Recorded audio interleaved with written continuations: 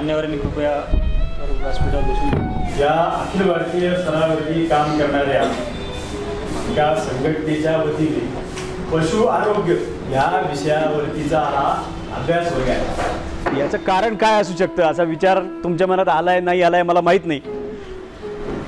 माझ्या बाबतीत मात्र हा अभ्यास वर्ग आहे. याचं कारण समोरच्यांना फक्त शिकवण्यासाठीच उभं राहायचं असतं. समोर आपण भाषण द्यायचं असतं, समोरच्यांनी गपगुमान ऐकायचं असतं, जमलं तर टाळ्या पिटायच्या आणि निघून जायचं. तर याला प्रशिक्षण वर्ग म्हणता येऊ शकतं.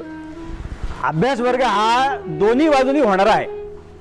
दोन्ही बाजूनी म्हणजे समोरनं बसणारे तुम्ही आणि समोर असणारा मी, सांगणारा मी. कदाचित माझ्यापेक्षा हुशार अशी माणसं समोर आहेत वरती की ज्यांनी प्रत्यक्ष या विषयातली काही प्रॅक्टिकल्स केलेली आहेत. त्यामुळे त्यांना तसं सांगण्याचा अधिकार आहे आणि समोरच्यांना ऐकण्याचं कर्तव्य आहे. माझ्या बाबतीत मात्र मी सांगतो फक्त, आणि मला सांगायला प्रवृत्त करणारी माणसं आहेत ती समोरची आहेत. ही प्रवृत्त करण्याची माणसं म्हणजे काय, मी आहे ऑलरेडी माणसांचा डॉक्टर आणि माणसांचा डॉक्टर आहे. तर मला माझ्यासमोर जे काही प्रश्न येतात त्यानुसार मी उत्तरं तयार करतो आणि देतो. आणि उत्तरं देतो आणि तयार करून देतो म्हणजे ती सुद्धा माझं जे काही शास्त्र आहे ते माझं शास्त्र नसून हे आयुर्वेद शास्त्र आहे, जे पिढ्यानपिढ्या लाखो वर्षांपासून चालू असलेलं आहे. ज्या शास्त्राचं वैशिष्ट्य असं आहे की ज्याचा हेतू असा आहे तो स्वस्थस्य स्वास्थ्य रक्षण हा पहिला हेतू आहे. म्हणजे निरोगी माणसाला निरोगी ठेवायचं हा पहिला हेतू. आणि दुसरा हेतू आतुरस्य व्याधी परिमोक्षा, आजारी पडला तर बरं करू. आरोग्य भारतीचा हेतू हा असा आहे. पहिलं आजारी पडू नये यासाठी काय करावं. मी माणसांचा डॉक्टर असून जनावरांसाठी काम करतोय तर माझा काय संबंध, तर माझा हा संबंध की माणसांचं आरोग्य आपल्या आजूबाजूच्या जनावरांशी संबंधित अवलंबून आहे. जनावरं बरी असतील तर जनावरांपासून मिळणारं दूध, अंडी, मांस निरोगी मिळेल आणि ते निरोगी खाणारी माणसं असतील ती निरोगी राहतील. त्यामुळं माणसांच्या आरोग्यासाठी जनावरांचं आरोग्य महत्त्वाचं आहे. हे लक्षात घेऊन प्रिव्हेन्शन म्हणजे आजारी पडू नये यासाठी काम करणारी आरोग्य भारती पशु आरोग्य या विषयात अभ्यास वर्ग घेऊ इच्छित. म्हणून ह्या विषयावरती अनेक दिवसांपासून काही ना काही काम चालू आहे. अखिल भारतीय स्तरावरती 1.5 वर्षापूर्वी एक कॉन्फरन्स घेण्यात आली, ज्याच्यामध्ये 7 राज्यातून जवळपास 25 निवडक तज्ज्ञ उपस्थित राहिले होते. पुण्यातच ती कॉन्फरन्स झाली. दुसरी झाली तर अभ्यास वर्ग झाला, ज्याची माहिती मगाशी प्रवीणजींनी दिली. आजचा तिसरा अभ्यास वर्ग आहे. आपल्या सर्वांना या आरोग्य भारतीच्या अभ्यास वर्गाच्या निमित्ताने असं आवाहन आहे की ज्या अर्थी आपण इथं आलात त्या अर्थी ह्या कामामध्ये आपण सहभाग घेतलेला आहे. हा सहभाग अशाच पद्धतीने पुढच्या काळात चालू राहायचा असेल तर स्वतःचं कॉन्ट्रीब्युशन, स्वतःचा सहभाग याच्यामध्ये कसा देता येईल. केवळ स्वतःचंच आरोग्य असा विचार न करता आपल्या आजूबाजूच्या परिसराचं आरोग्य, जनावरांचं आरोग्य हे सगळं व्यवस्थित ठेवू शकलो आपण तर आरोग्य भारतीचं जे काही उद्दिष्ट आहे ते आपण पूर्ण करू शकू. आणि ते उद्दिष्ट आहे ते स्वस्थ व्यक्ती, स्वस्थ परिवार. स्वस्थ परिवारामध्ये, शेतकऱ्याच्या परिवारामध्ये त्याची घरातले नवरा, बायको, आजी, आजोबा, मुलगा, मुलगी याच्या जोडीला गाय, बैल, कोंबडा, शेळी हे सगळं येतं. माझा परिवार म्हणजे काय, तर माझा परिवार हा असा असतो शेतकऱ्याला. मी एका बाजूला डॉक्टर असलं तरी शेतकरी पण आहे. म्हणजे माझ्या शेतावरती आमच्या घराण्यात काही पद्धत नाही कापणाऱ्या गोष्टी सांभाळायची, अजिबात ठेवायची नाही. जेव्हा हे सगळं माझ्या शेतावर तेव्हा माझा मित्र माझ्या शेतावर येऊन म्हणतो आता फक्त इथं 1 कोंबड्या याच्या राहिल्यात म्हणलं बाकी, तर तुमचा परिवार पूर्ण होईल असं मला माझ्या मित्रांनी सांगितलं. म्हणलं हा अपूर्ण त्याचा समज. शहरातल्या लोकांचा परिवार त्याच्यापेक्षा फारच अपूर्ण आहे. कारण त्यांच्या कुटुंबामध्ये ऐश्वर्या म्हणून ज्याचे स्टेटस म्हणून सांभाळलं जातं अशी कुत्री मांजरी असतात, पण ज्याची खरंच उपयुक्तता आहे अशा प्रकारचे प्राणी असत नाहीत. त्यामुळं ज्याचं खरोखर परिवार पूर्ण होऊ शकतो असे शेती आणि शेतकरी याच्याशी संबंधित आपण माणसं आहात. त्यामुळं स्वस्थ परिवार हे जे आरोग्य भारतीचं एक उद्दिष्टाचा टप्पा आहे त्या परिवारातला तुम्ही मुख्य एक घटक आहात. हे स्वस्थ व्यक्ती झाली, स्वस्थ परिवार झाल्यानंतर मग स्वस्थ गाव होईल आणि स्वस्थ गाव झालं तर मग स्वस्थ राष्ट्राचे आपण गप्पा मारू शकू. हे आपल्या कामाचे टप्पे आहेत आरोग्य भारतीच्या कामाचे. आणि ह्या टप्प्यांचा शेवटचा भाग शेवटी काय होऊ शकतो तर हा आहे तो शेवटचा भाग आहे तो म्हणजे सर्वे भवन्तु सुखिनः, सर्वे सन्तु निरामय, सर्वजण निरोगी आहे. ती स्वस्थ राष्ट्राची संकल्पना प्रत्यक्षात आणण्यासाठीचं पहिलं पाऊल म्हणजे हा अभ्यास वर्ग आहे. अभ्यास वर्गाची ही संकल्पना सर्वांनी समजून घ्यावी आणि पुढच्या काळात जी काही इथं सत्र मांडली जातील ती मनापासून ऐकून आपापल्या ठिकाणी आचरणात आणण्याचा प्रयत्न करावा. एवढी आजच्यापुरती प्रस्तावना करूया आणि पुढच्या कार्यक्रमाची जी काही सूत्र आहेत ती प्रवीणजींकडे मी देतो. धन्यवाद. त्याच्याबद्दल मी थोडक्यात माहिती देतो. संचालक आहेत ते शिक्षण व संशोधन महाराष्ट्र कृषी परिषद पुण्याचे. आणि आजचा जो विषय आहे सशक्त माती आणि सशक्त गाय ह्याच्यावर त्यांचं आपल्याला मार्गदर्शन लाभणार आहे. मातीचं आरोग्य आणि गोधन आरोग्याची गुरुकिल्ली, मातीच्या आरोग्यावर गोधन आरोग्य कसं सुधारू शकतं ह्यावर ते सविस्तर बोलणार आहे. मी प्रशांतजींना विनंती करतो की त्यांचं पुस्तक आणि श्रीफळ देऊन स्वागत करावं. सर्वांनी जोरदार टाळ्यांनी. सगळे आजच्या आपल्या कार्यक्रमाला लाभलेल्या ह्या महत्त्वपूर्ण विभूती आहेत.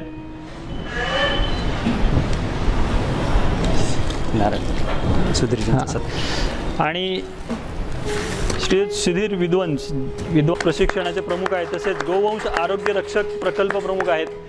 यांचं देखील मार्गदर्शन आपल्याला लाभणार आहे. श्याम गोशाळा नावाची औरंगाबादला त्यांची गोशाळा आहे आणि अतिशय चांगलं काम. मी पहिल्या प्रशिक्षण कार्यक्रमाला त्यांच्या गोशाळेवरच गेलो होतो आणि तिथूनच माझा हा प्रवास सुरू झाला. आज आनंद वाटतो की त्यांच्या मार्गदर्शनाखाली काम करताना बऱ्याच मोठ्या संधी आपल्यासमोर उपलब्ध आहेत. सगळ्यांचा विचार करून हा विषय मी हाती घेतला आणि त्याच्यामध्ये काम करतोय डॉक्टर योगीजींच्या मार्गदर्शनाखाली. आत्ताच जसंच आपल्याला वैद्यघटनेने सांगितलं की आरोग्य भारतीचं जे उद्दिष्ट आहे ते साध्य करण्यासाठी आपल्याला काय काय करायला लागणार आहे, तर प्रत्येकाने आपापलं योगदान ह्या क्षेत्रामध्ये दिलं पाहिजे. ते गाय वाचवण्यासाठी असेल, गाय सांभाळण्यासाठी असेल, गायीचं संवर्धन करण्यासाठी असेल, ह्या विविध टप्प्यांमध्ये आपण प्रत्येकजण काम करतोय आणि आपण ह्याच्या संलग्न आहात म्हणून आपण आज इथे आलात. आपल्या सर्वांचं पुन्हा एकदा स्वागत. आणखीन आजचा महत्त्वाचा कार्यक्रम ज्याची आपण कधीपासून वाट बघत होतो तो डॉक्टर योगींचं जे पुस्तक आहे त्याच्या हिंदी आवृत्तीचं आपण आज इथे प्रकाशन करणार आहोत. त्या पुस्तकाचं नाव आहे समृद्ध गोसंवर्धन. त्याच्या मराठीमध्ये आत्तापर्यंत 4 प्रती डॉक्टरजींनी काढल्या आणि ही पहिली हिंदी आवृत्तीचं प्रकाशन आपण करणार आहोत. तर मी मान्यवरांना विनंती करतो की त्याचा प्रकाशन सोहळा आपण. हे पुस्तक आपल्यासमोर योगीजींच्या लेखणीतून आलेलं आहे. त्याचबरोबर ह्या पुस्तकाला परिपूर्णता येण्यासाठी ज्यांचं योगदान झालेलं आहे असे संतोषजी गटणे, त्यानंतर प्रशांतजी चितळे यांना पण मी विनंती करतो की त्यांनीही मंचावर यावं. कुठलंही काम होत असताना एक पूर्ण संघ, हे सगळे महत्त्वाचे खेळाडू आहेत. आपण सर्वांनी जोरदार टाळ्यांनी ह्या पुस्तकाचं प्रकाशन करूया. ह्या पुस्तकामध्ये डॉक्टरजींचा गेल्या 28 वर्षाचा पशुवैद्यकीय क्षेत्रातला अनुभव आलेला आहे आणि पशु व्यवस्थापन हा जो विषय ते सातत्याने मांडतात त्याचं खूप चांगलं वर्णन ह्याच्यामध्ये केलेलं आहे. तर त्यांच्या ह्या पुस्तकाचं आत्ता आपण इथे प्रकाशन केलेलं आहे. जोरदार पुन्हा एकदा टाळ्यांनी आपण प्रकाशन झालं असं घोषित करूया आणि प्रत्येकाने ह्या पुस्तकाचा लाभ घ्यावा अशी मी विनंती करतो. धन्यवाद. मान्यवरांचे आभार. याचा पुढचा विषय आहे तो फार महत्त्वाचा आहे. आपण प्लास्टिक बंदी ह्याच्या नावावर ओरडतोय आणि आपले गाई गुरं प्लास्टिक भरपूर खातात किंवा त्यांच्या खाण्यात ते येतं, त्यामुळे आपण त्रस्त देखील आहोत. त्याच्यावर पर्याय म्हणून प्लास्टिक कचरामुक्त भारत अभियान 2011 सालापासून ज्यांनी सुरुवात केलं आहे असे श्रीयुत प्रशांत अवचटजी त्यांनी आणखीन एक मोठं काम केलं की प्रत्येक वेळेला विरोध करण्यापेक्षा काहीतरी सकारात्मक काम करावं. आणि ते सकारात्मक काम म्हणजे आपण बघतो की प्रत्येक वेळी पत्रावळ्या असतात त्या थर्माकोलच्या असतात किंवा आपण आता प्लास्टिक कोटेड वापरतो. ह्याला पर्याय म्हणून पळसाच्या पानापासून बनलेल्या पत्रावळ्या त्यांनी 2019ची जी आषाढी वारी झाली पंढरपूरची त्याच्यामध्ये 1.25 लाख पत्रावळ्यांचं वाटप त्यांनी केलं. तेव्हा जोरदार टाळ्यांचं स्वागत आपण करूया त्यांचं, डॉक्टर प्रशांत अवचट यांचं. ते आपल्याला आता पर्यावरण, प्लास्टिक, पत्रावळी व गाय या विषयावर मार्गदर्शन करणार आहेत. 1.25 कोटीच्या वर आणि त्यांचा प्रयत्न आहे की ग्रेट. तर असं हे भरीव काम त्यांनी केलेलं आहे. त्यांनी आम्हाला मार्गदर्शन करावं असं त्यांना मी विनंती करतो. परिचयामध्ये एक गोष्ट त्यांनी नमूद केली की वारीमध्ये मी काम केलं. खरं तर हा विषय सुरू कुठून झाला हे आता डॉक्टरांनी जे मार्गदर्शन केलं ती मला अनेक गोष्टी त्यातून पहिल्यांदा कळाल्या. तसं हा जो विषय सुरू झाला, आमचं सगळं कुटुंब जे आहे, मी वारकरी संप्रदायातला आहे. कैक वर्षापासून घरामध्ये वारीची परंपरा ही चालत आलेली आहे. आजोबा पंजोबा वडील 78 वर्षापर्यंत वडिलांनी पायी वारी केली आणि वडील थकले तर त्यावेळेस वारीमध्ये त्यांना कुणीतरी बरोबर सहाय्य करायला पाहिजे म्हणून मी वारीमध्ये जायला सुरुवात केली. आणि 2-3 वर्ष वडिलांबरोबर गेलो. त्यानंतर वडील गेले. पण वडिलांनी जाताना एक शब्द हे केला की बाकी तुझं व्यवसाय बघे सगळं जरी चालू असलं तरी वारी मात्र कधी सोडू नकोस. आणि त्यानुसार मी दरवर्षी पायी वारीला जायचो. आणि ज्यावेळेस एक विषय लक्षात आला की वारी ही 40-50 वर्षापूर्वी पण होती, 40-50 वर्षानंतरही राहणार आहे. पण 40-50 वर्षापूर्वी असणाऱ्या वारीमध्ये एकही प्लॅस्टिकची कॅरी बॅग नव्हती, एकही थर्माकोलचं ताट नव्हतं आणि ती खऱ्या अर्थानं निसर्गवारी होती. आणि मग आज ज्या गावातून ही वारी पुढे निघून जाते त्या गावामध्ये टनेजवर 4-4, 5-5, 10-10 ट्रक प्लास्टिक आणि थर्माकोलच्या पत्रावळी गोळा केल्या जातात. आणि मग हा जो एवढा मोठा जो कचरा आहे, या कचऱ्याचं होतं काय? एकतर ज्या गावाची लोकसंख्या 5,000, 10,000, 15,000 अशी आहे, अशा गावामध्ये 5 लाख लोक येऊन मुक्कामाला राहतात. म्हणजे वारीची आपण जर संख्या पाहिली तर पाऊस पाणी चांगला झाला तर पेरण्या करून लोक आळंदीत येतात आणि वारी बरोबर चालत निघतात. त्यावेळेस ती संख्या साधारणतः 7-8 लाखाची असते. जर पाऊस पाणी कमी झाला तर शेतकरी शेतीची पाण्याची वाट पाहत बसतात आणि पेरणी झाल्यानंतर मधी वारीमध्ये जॉईन होतात. पण कमीत कमी 5 लाख लोक जे आहेत हे या सगळ्या वारीमध्ये चालतात. ज्या गावाची लोकसंख्या अशी छोटी आहे त्या गावामध्ये ही 5 लाख लोक मुक्कामी राहतात. त्यांचा चहा नाश्ता जेवण पुन्हा ही एक मुवेबल अशी ही एका टप्प्यानं हे गाव म्हणजे अतिशय 5 लाख लोकसंख्येचं गाव हे 20-22 दिवस असं पुढे पुढे सरकत असतं. आणि मग हा जो कचरा आहे, ज्यावेळेस आम्ही पाहिलं की अरे या सगळ्याचं होतं काय, तर एक तर त्या सगळ्या कचरा कुठेतरी गावाबाहेर नेला जातो, डोंगराच्या कडेला टाकला जातो आणि मग तो शेतकऱ्यांच्या शेतामध्ये विखुरला जातो. एक प्लास्टिकची पिशवी ज्या वेळेस आपल्या शेतामध्ये पडते, एक प्लास्टिकची पिशवी विघटन होण्यासाठी अंदाजे, त्याचं अजून आयुष्य निघालेलं नाही, अंदाजे 450 वर्षे लागतात. हेच थर्माकोलचं आहे, हेच सिल्वर कोटिंगच्या पत्रावळीचं आहे. आणि मग एकतर एक प्रक्रिया आहे की हे टाकून देणं, अन्यथा दुसरं जो एक प्रकार आहे की कचरा दिसला नाही पाहिजे. मग दिसला नाही पाहिजे तर काय करा, या सगळ्या कचऱ्याला काडी लावून द्या.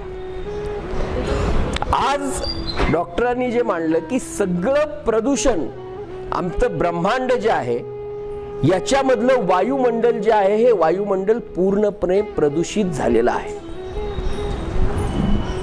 आपण पहा, सकाळी सफाई कामगार काम करत असतात आणि कोपऱ्यामध्ये जर कचरा पेटून दिला आणि त्याच्यात प्लास्टिक असेल तर आपण तिथून जाताना नाकाला रुमाल लावून जातो. म्हणजे 1-2 प्लास्टिकच्या पिशव्या जाळल्या तर ते आपल्याला सहन होत नाही. ज्या वेळेस टनेजवर प्लास्टिक जाळलं जाईल त्यावेळेस या ब्रह्मांडामध्ये किती विषारी वायूंचं एक जाळं निर्माण होतं. आणि हे सगळं ज्यावेळेस आमच्या लक्षात आलं की या विषयात काहीतरी केलं पाहिजे आणि म्हणून आम्ही सर्वे करायला सुरुवात केली की एका दिवसाला किती प्लास्टिकच्या कॅरी बॅग वापरल्या जातात.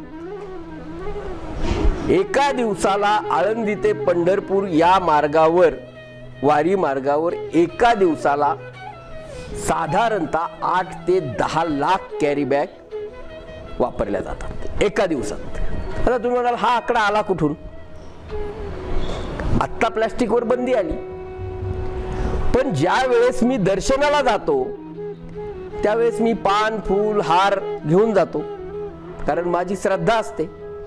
ज्या मार्गावरून वारी जाते त्या मार्गावर 50 किलोमीटरच्या एरियातून लोक दर्शनाला येतात वेगवेगळ्या गाड्या करून. प्रत्येक जण पानफूल घेऊन जातो, नारळ घेऊन जातो. तो सगळं जे घेऊन जातो तो कॅरी बॅग मध्ये घेऊन जातो. समाधीवर या गोष्टी अर्पण केल्या की ते कॅरी बॅग कचरा म्हणून टाकून देतो. तोच माणूस घरी प्रसाद घेऊन जातो, तो प्रसाद सुद्धा कॅरी बॅग मध्ये घेऊन जातो. एक माणूस 2 कॅरी बॅग. हे जर थांबवायचं असेल तर पहिल्यांदा आम्ही हे टार्गेट केलं की या ज्या कॅरी बॅग आहेत या कॅरी बॅग थांबवल्या पाहिजेत. मग आम्ही काय केलं, आळंदी पासून पंढरपूर पर्यंत जेवढ्या शाळा आहेत त्या शाळांमध्ये वारीच्या आधी जाऊन 1-2 दिवस कार्यक्रम घेतले आणि त्याचे परिणाम दाखवले की या कॅरी बॅग मुळे होतं काय, थर्माकोलची पत्रावळ वापरली त्याच्यामुळे होतं काय. या वारी मार्गावरचे 550 शेतकरी आम्ही निवडून काढले. या 550 शेतकऱ्यांच्या जवळजवळ 1500 जनावरं ही दगावलेली आहेत. कशामुळे दगावली? आम्ही थर्माकोलच्या पत्रावळ, सिल्वर कोटिंगच्या पत्रावळ जेवण करतो. जेवण केल्यानंतर निम्म नाही आवडलं ते तसंच टाकून दिलं जातं, ते कुठेही पडतं. जनावर ते वेगळं करू शकत नाही, त्याच्या दृष्टीनं ते पत्रावळी सहित ते खाऊन टाकतं. आणि अशी जगावलेल्या जी जनावरं आहेत त्या सगळ्या लोकांना आम्ही भेटलो. कशामुळे मेलं? काही नाही, वारी येऊन गेली, इथं मोठा भात पडलेला होता, त्याच्यावर पत्रावळी पडलेल्या होत्या, जनावरांनी खाल्ल्या, मेली जनावर. आता हे सगळं जे आहे, हे सगळं विदारक चित्र जे आहे, या सगळ्याच्या याच्यात आम्ही कृती कार्यक्रम जो आहे तो पहिल्यांदा या शाळांमध्ये जाऊन त्या विद्यार्थ्यांना आम्ही शपथ दिली की आमच्या गावामध्ये उद्या वारी येणार आहे, आम्ही आईवडिलांबरोबर दर्शनाला नक्की जाणार आहोत, पण दर्शनाला जाताना एक गोष्ट आम्ही करू, आमच्या आईजवळ एक कापडाची पिशवी आणि आमच्या वडिलांजवळ एक कापडाची पिशवी. दर्शनाला जाताना पान, फूल, हार त्याच्यातूनच घेऊन जायचा आणि प्रसाद सुद्धा त्याच्यातूनच घरी आणायचा. याचा परिणाम जो आहे असा झाला की गेल्या 4-5 वर्षांमध्ये आज तुम्हाला कुठेही कॅरी बॅग मधून पानफूल विकलं जात आहे असं दिसत नाही. या सगळ्या पानफूलवाल्यांचे वर्कशॉप आम्ही घेतले आणि त्यांना त्याच्यातली इकॉनॉमी समजून सांगितली. त्यांना प्लास्टिक वगैरे हा विषय न समजून सांगता त्यातली इकॉनॉमी, तुम्ही प्लास्टिकच्या पिशव्या घेता, त्याला जो खर्च करता त्याच्याऐवजी तुम्ही 5 किलो रद्दी घ्या, त्या रद्दीचे छोटे तुकडे करा आणि त्याच्यातून पानफूल द्या. ज्या झाडाचं पान मोठं आहे त्याच्यात पानफूल द्या, वडाचं झाडाचं पान असेल त्याच्यात पानफूल द्या. आणि हा परिणाम घडला. आज वारी मार्गावरचे सगळे पानफूलवाले जे आहेत हे कॅरी बॅग वापरत नाहीत, हे वापरतात. दुसरी सगळ्यात महत्वाची गोष्ट जी आहे की ज्याच्यावर आपण अन्न खातो ती पत्रावळ चकचकीत दिसते. थर्माकोलची पत्रावळ दिसायला चकचकीत. सेंटर ऑफ डिसीज कंट्रोल या संस्थेनं एक अहवाल प्रकाशित केलेला आहे, त्याचा आम्ही पूर्ण अभ्यास केला की थर्माकोल किंवा सिल्वर कोटिंगच्या पत्रावळवर सलग जर साधारणतः माणूस 1 महिना जेवला तर त्यातल्या 95% लोकांना बिस्पोनेल म्हणजे कॅन्सर जो आहे तो कॅन्सर होतो. तो कधी होतो? तर 15 वर्षानंतर. आता हे कुणाला भीती दाखवायचं म्हणून सांगितलं जात नाहीये, तर याचे रिपोर्ट अवेलेबल आहेत की थर्माकोलवर ज्या वेळेस तुम्ही गरम अन्न टाकता, थर्माकोल जे बनलेलं आहे हे पेट्रोलियम प्रॉडक्ट आहे. सिल्वर कोटिंगची पत्रावळ ही पेट्रोलियम प्रॉडक्ट आहे, प्लास्टिक हे पेट्रोलियम प्रॉडक्ट आहे.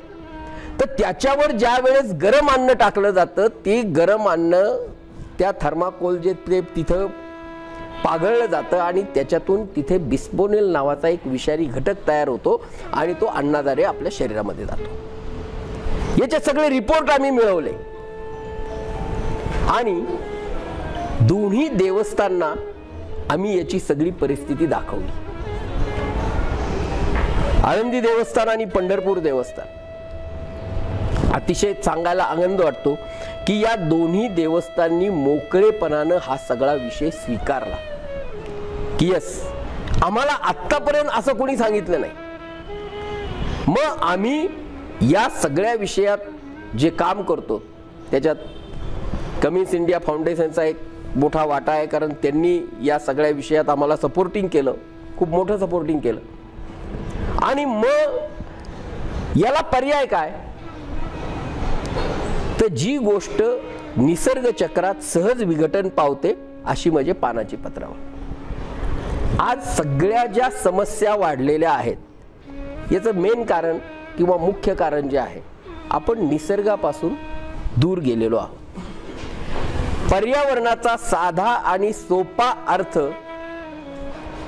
आमच्या ऋषीमुनींनी साधू संतांनी सांगून ठेवलेला आहे. त्यावेळेस त्यांनी व्याख्या केलेली आहे. त्यावेळेस पर्यावरण नावाचा शब्द अस्तित्वातही आलेला नव्हता. अलीकडच्या कालावधीमध्ये पर्यावरण हा शब्द अस्तित्वात आलाय गेल्या 10-15 वर्षामध्ये. मग त्याच्या आधी पर्यावरण आपण कशाला म्हणायचो? आमचे ऋषीमुनी साधू संत कशाला पर्यावरण म्हणायचे? या चराचराचं रक्षण झालं पाहिजे. आता चराचर म्हणजे काय?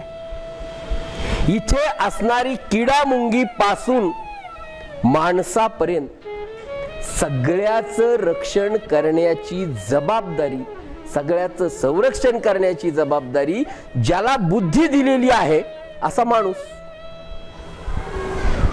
या माणसानं या सगळ्या चराचराचं रक्षण केलं पाहिजे. आणि मग हा विषय आम्ही दिंडी चालक, मालक, देवस्थान यांना समजून सांगितलं. जे अन्नदाते आहेत, मोठ्या प्रमाणावर अन्नदान करतात, ते चुकीचं करतात असं नाहीये, पण त्यांना माहीतच नव्हतं की ज्या पात्रातून आम्ही लोकांना जेवण घालतोय तर त्या जेवणाबरोबर विषही त्यांच्या पोटात जात आहे.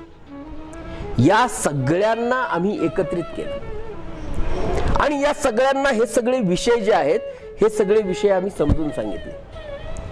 आणि त्याचा परिणाम असा झाला की मागची जी वारी झाली, या वारीमध्ये आम्ही 1,25,00,000 पत्रावळी वितरित होतील अशी यंत्रणा उभी केली. याचा दुसरा एक फायदा काय, तर हा सगळा जो मार्ग आहे इथं पाण्याचं मोठं दुर्भिक्ष आहे. ज्या वेळेस वारी जाती त्यावेळेस टँकरनं पाणी पुरवठा गावांना सुद्धा करायला लागतो. त्या विहिरींमध्ये टँकरनं पाणी सोडायला लागतं, तेव्हा दिंडीतल्या लोकांना पाणी प्यायला मिळतं. एवढी वाईट अवस्था या सगळ्या वारी मार्गावरची आहे. आम्ही किती पाणी वाया घालवतो हे आज आपण शहरात राहतो, आपल्याला त्याचं काही वाटत नाही. भारत हा एकमेव देश असा आहे की जिथे पाण्याची कॅटेगरी आम्ही करत नाही. जे पाणी नळातून येतं तेच पाणी आम्ही प्यायला वापरतो, तेच पाणी आम्ही भांडे धुवायला वापरतो, तेच पाणी आम्ही संडाससाठी वापरतो, तेच पाणी आम्ही गाड्या धुवायला वापरतो.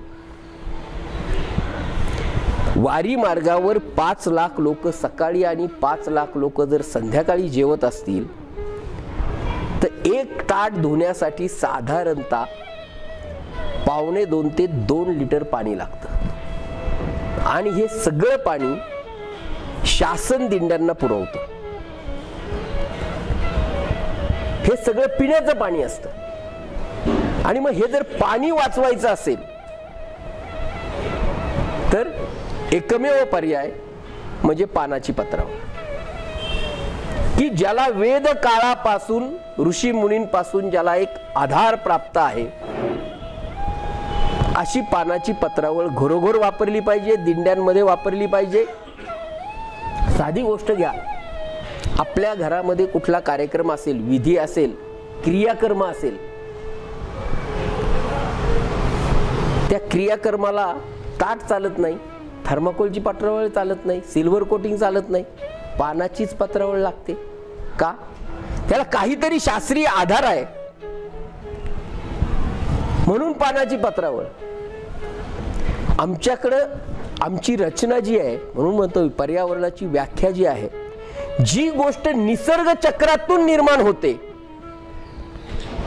तीच गोष्ट जर माणसानं वापरली तर या सगळ्या पर्यावरणाचं संतुलन राखलं जाणार आहे. जी गोष्ट निसर्ग निर्मित नाहीये, जी गोष्ट मानवानं निर्माण केलेली आहे आणि जी स्वतःच्या हव्यासापोटी निर्माण केलेली आहे, तात्कालिक गरज भागवण्यासाठी निर्माण केलेली आहे, जी निसर्ग चक्रामध्ये सहजासहजी विघटन पावत नाही, ती म्हणजे पृथ्वीवर वाढलेला प्रचंड मोठ्या प्रमाणावरचा कचरा.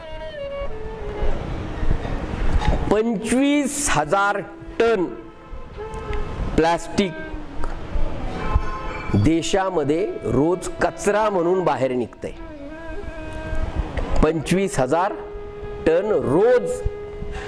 हे कुठेही विघटन पावत नाही. मग स्वाभाविकपणे याचे परिणाम सगळ्या याच्यावर होणार आहेत. जसं मगाशी सांगितलं की सृष्टीवर याचे काय परिणाम झाले. हा सगळा कचरा दिसू नये म्हणून जाळला जातोय आणि जाळला गेला की ब्रह्मांडात एक वायुमंडल तयार होतंय. एक आपल्या आई वडिलांपर्यंत आपण जाऊ. आपल्या लहानपणी दवाखान्यांची संख्या कमी होती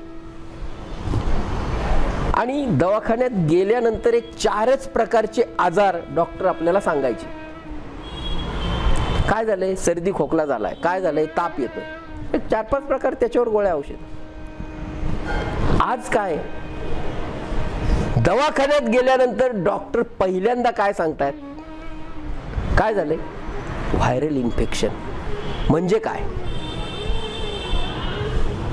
वातावरणामध्ये जो बदल झालेला आहे त्या बदलाचे परिणाम तुमच्या शरीरावर झालेले आहेत आणि त्यामुळे तुम्ही आजारी पडलेला आहात. हे वातावरण कुणी बिघडवलं? तर हे आपण बिघडवलं. कारण आपण निसर्गापासून दूर गेलो. आपण आमच्या साधू संतांनी सांगितलेली एक पद्धती होती, त्या पद्धतीपासून दूर गेलो. केळीच्या पानावर लोक जेवायचे. सायकल निसर्गाचं पूर्ण कसं होतं पहा. एका पानाच्या पत्रावळीवर जेवण केलं किंवा केळीच्या पानावर जेवण केलं, जेवण झाल्यानंतर ती पत्रावळ टाकून दिली किंवा ते केळीचं पान टाकून दिलं. साधारणतः 15 ते 20 दिवसात ते कुजून त्याची माती होणार, त्याचं खत होणार, ते जमिनीमध्ये निसर्गामध्ये विलीन होऊन जाणार. दुसरी गोष्ट, ते टाकून दिलं, ते जनावरांनी खाल्लं, गाय बैल म्हैस कुणी खाल्लं, ते त्यांना त्याचं अन्न म्हणून त्याचा उपयोग आहे. त्याच्या शरीरात त्याची प्रक्रिया होणार, शेणावाटे ते बाहेर जाणार, ते शेण पुन्हा जमिनीला उपयोगी येणार. सायकल कंप्लीट होती. निसर्गातून आलं आणि पुन्हा निसर्गामध्ये विलीन झालं. आपल्या बॉडी सहित घ्या. जन्माला आला, जे काही जेवढे श्वास होते, जेवढं आयुष्य होतं तेवढं पूर्ण केलं, जाळून टाकलं, दफन केलं, माती झाली, निसर्गात विलीन झाली. हे सूत्र आहे. निसर्गातून येणं आणि निसर्गात विलीन होणं हे सूत्र आहे. हे सूत्र जिथे वापरलं जात नाही तो म्हणजे पृथ्वीवर वाढलेला प्रचंड मोठ्या प्रमाणावरचा कचरा. एक 4 महिन्यापूर्वी जगातल्या काही राष्ट्रांची जी परिषद झाली की जेवळ या पर्यावरणाच्या विषयात जे अभ्यास करणारे आहेत त्यांची, त्याच्यात त्यांनी जो अहवाल मांडलेला आहे आणि त्याच्यात त्यांनी वॉर्निंग दिली की याला कुणीही वाचवू शकत नाही. याचं कारण जे बदल घडतायत, म्हणजे आता जसं मातीचं सांगितलं किंवा आरोग्याच्या विषयातलं सांगितलं किंवा घटने सरांनी सांगितलं की याचा वेग किती आहे. त्या परिषदेत असा अहवाल मांडला गेला की ज्या गोष्टीमुळे प्रदूषण निर्माण होतं अशा ज्या गोष्टी आहेत त्या गोष्टी आज मितीला ही परिषद चालू असताना जगातल्या सगळ्या देशांनी ठरवलं की या गोष्टींमुळे प्रदूषण होतंय, या गोष्टी थांबवायच्या. ते या दिवशी जर केलं तर प्रदूषण थांबण्यासाठी पुढची 300 वर्ष लागतील. म्हणजे एवढं या सगळ्या विषयामध्ये आपण प्रदूषण निर्माण केलेलं आहे. तर मग याची सुरुवात जी आहे ती सुरुवात आपण आपल्या घरापासून कशी करू शकतो, आपल्या परिसरापासून कशी करू शकतो, आपल्या गावापासून कशी करू शकतो. अशा पद्धतीचे काही छोटे छोटे कार्यक्रम जे आहेत ते छोटे छोटे कार्यक्रम आम्ही आमच्या पातळीवर जे आहेत ते आमच्या पातळीवर करतो आहोत. आत्ता आमच्याबरोबर या सगळ्या विषयामध्ये 40 महाराज काम करतायत की एका महाराजांचा शिष्य संप्रदाय साधारणतः 35-40 हजाराचा आहे. असे 40 महाराज या सगळ्या विषयात काम करतायत.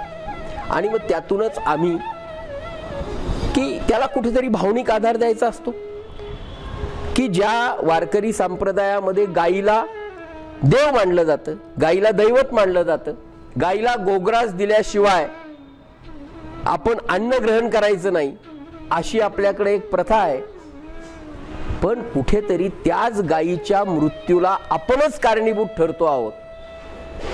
त्यामुळं वारकऱ्यांनी आपल्या घरामध्ये पानाच्या पत्रावर वापराव्या, केळीची पानं वापरावी, अशी सुरुवात ही आम्ही केलेली आहे. आणि या सगळ्या अभियानामध्ये आपापल्या परीनं आपण नक्की सहभागी व्हावं. आणि याच्यातून एक मोठं जन आंदोलन जे आहे हे जन आंदोलन उभं राहील.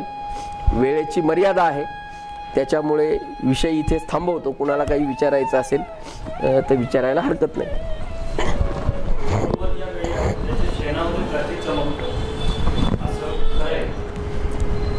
100% खरं आहे. कारण का तर प्लास्टिक विघटन पावत नाही. ज्या वेळेस गाय त्या प्लास्टिक सहित तो कचरा, म्हणजे त्याच्या आतमध्ये आपल्या घरामध्ये जी सवय आहे की खरकट अन्न शिल्लक राहिलं तर मग काय करायचं, ते प्लास्टिकच्या पिशवीत टाकायचं. बरं, त्या घरातल्या गृहिणीला भीती अशी असते की ते सांडलं तर काय करायचं, मग त्याला 2 करकतून गाठी मारायच्या आणि ते कचऱ्यात टाकून द्यायचं. ते कचऱ्यात टाकल्यानंतर ते रस्त्याच्या कडेला येतं. 2 दिवसानंतर त्याला वास सुटतो आणि वास सुटल्यानंतर रस्त्याने जाणारी येणारी जी जनावरं आहेत त्यांच्या लक्षात येतं की इथे काहीतरी खायला आहे. आता त्या बिचाऱ्यांना हात नाहीत की जेणेकरून ते ओपन करून खातील, ते प्लास्टिक सहित खाऊन टाकतात. आणि मग तुम्ही ज्या वेळेस त्या गाईचं शेण, बैलाचं शेण पाहताल त्याच्यात तुम्हाला बारीक बारीक बारीक बारीक प्लास्टिकचे तुकडे सापडतात. म्हणजे अशी काही आपल्याकडे व्हिडिओ आहेत जे दाखवतो आपण. 40-40 किलो प्लास्टिक गाईच्या पोटातून काढलेलं आहे. ही जनावरं मरतात कशी, तर ज्यावेळेस हे सगळं प्लास्टिक पोटामध्ये गोळा होतं, जसं उन्हाळ्यात आपल्याला घाम फुटतो, उष्णता तीव्र असते, ज्यावेळेस या प्लास्टिकचे गोळे यांच्या पोटात तयार होतात जनावरांच्या, आणि ज्यावेळेस तप्त ऊन पडतं त्यावेळेस ते ऊन पडल्यानंतर याचा गॅस तयार होतो आतमध्ये आणि गॅस तयार होऊन ही जनावरं मारतात. आज शहरी भागात असणाऱ्या प्रत्येक जनावराच्या पोटात प्लास्टिकचे गोळे आढळून येतात. प्रत्येक जनावराच्या पोटात प्लास्टिकचे गोळे आहेत. कारण जे खाण्याच्या ज्या सगळ्या वस्तू आहेत ह्या सगळ्या प्लास्टिक मध्ये आहेत. अगदी बिस्किटाची रॅपर सहित सगळं तुम्ही पहा, त्याला तेल लागलेलं असतं बिस्किटाच्या रॅपरला, ते तेल खाण्यासाठी ते प्लास्टिकच खाऊन टाकतं. अजून गायीनं प्लास्टिक खाऊ नये म्हणून सगळ्यात महत्वाचा उपाय, माणसानं प्लास्टिक वापरणं बंद करावं. हा, अगदी बरोबर, कारण पर्याय आहे.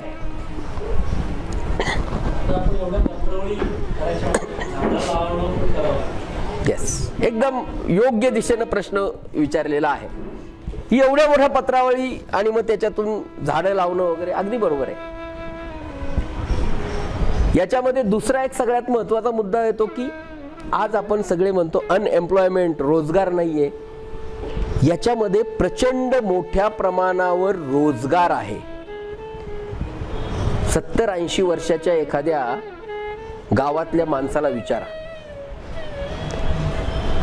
त्यांना म्हणा तुमच्या गावात लग्न व्हायची, तर तुम्हाला आमच्या गावात लोक वडाच्या पानाच्या पत्रावळी लावायची. विशिष्ट एक समाज होता, विशिष्ट लोक होती की त्या गावातल्या पत्रावळी गावातच तयार करायचे. वडाच्या पानाच्या पत्रावळी, तुमच्या आमच्याकडे लग्न आहे, 500 लोक येणार आहेत, 1000 पत्रावळी तयार असायच्या, त्याला रोजगार मिळायचा. नवीन पद्धत होती काय, त्याला वर्षभराचं लागणारं धान्य त्या घरातून मिळायचं आणि तो त्या घराला पत्रावळी पुरवायचा. आता ह्या ज्या एक पत्रावळ ज्यावेळेस आपल्या हातात येते त्यावेळेस 8 लोकांना रोजगार मिळतो. म्हणजे त्या झाडाचं पान तोडणे, त्याला काडी लावणे, ते प्रेस करणे आणि ते तुमच्यापर्यंत आणणे, या सगळ्या प्रोसेसमध्ये 8 हातांना रोजगार मिळतो. आता यांचं म्हणणं आहे की एवढ्या प्रमाणात त्या उपलब्ध होतात का? आणि जसं आपल्याकडे वाळूचे ठेके दिले जातात तसं काही प्रांतामध्ये केवळ त्याच पद्धतीची झाडं आहेत आणि त्याचे ठेके दिले जातात आणि त्या पानाच्या त्या पत्रावळी बनवतात आणि त्या पत्रावळी आपल्यापर्यंत येतात. महाराष्ट्रामध्ये जी तयार होणारी पत्रावळ आहे ती आपल्याकडे फार कमी प्रमाणात आहे. पण आता नवीन नवीन त्याच्यावर बदामाच्या पानाच्या पत्रावळी तयार व्हायला लागल्या आहेत, वडाच्या पानाच्याही पत्रावळी तयार व्हायला लागलेल्या आहेत.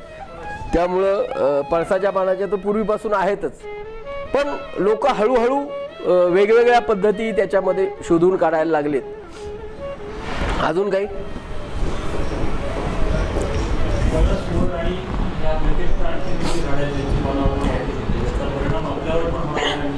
ज्या झाडांची पानं मोठी आहेत अशा, आणि जे झाड विषारी नाहीये अशा झाडाचं पानाचं, कुणाच्या पानाची पत्रावळ नाही पाहिली अजून मी. त्याचं टेस्टिंग करायला लागेल. येस,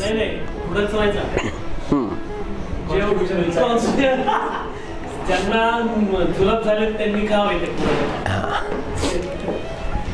मला अजून कुणाला काही? हा, पण तुम्ही जर मगाशी म्हणालात की बिस्किट किंवा तूप वगैरे सुद्धा आपण प्लास्टिक पिशवीत आणतो, त्याला पर्याय काय? हे बा, ज्या वेळेस प्लास्टिक अस्तित्वात नव्हतं त्यावेळेस मानवी जीवन विकसित झालेलं नव्हतं का? पूर्णपणे विकसित झालेलं होतं. मी तर म्हणतो आत्ता विकसित आहे त्याच्यापेक्षा जास्त विकसित झालेलं होतं.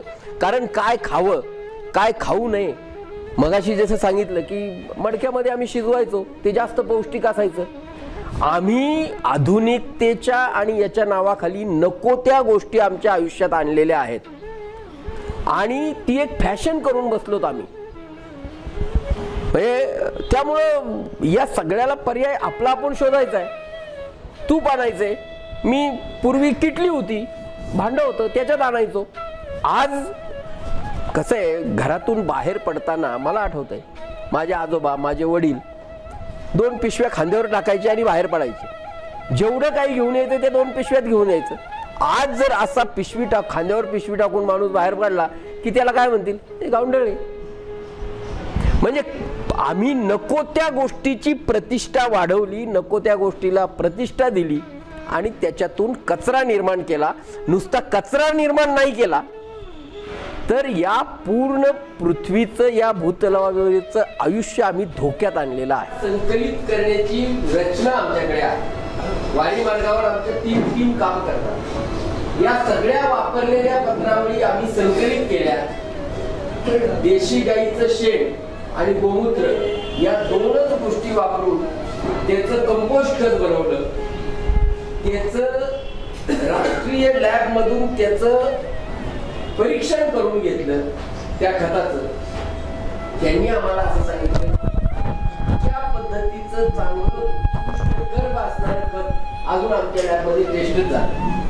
क्या बात आहे. इतकं चांगलं कंपोस्ट खत तयार होतं आणि हे सगळं कंपोस्ट खत आम्ही शेतकऱ्यांना मोफत दिले. आज एम्प्लॉयमेंटची गरज आहे.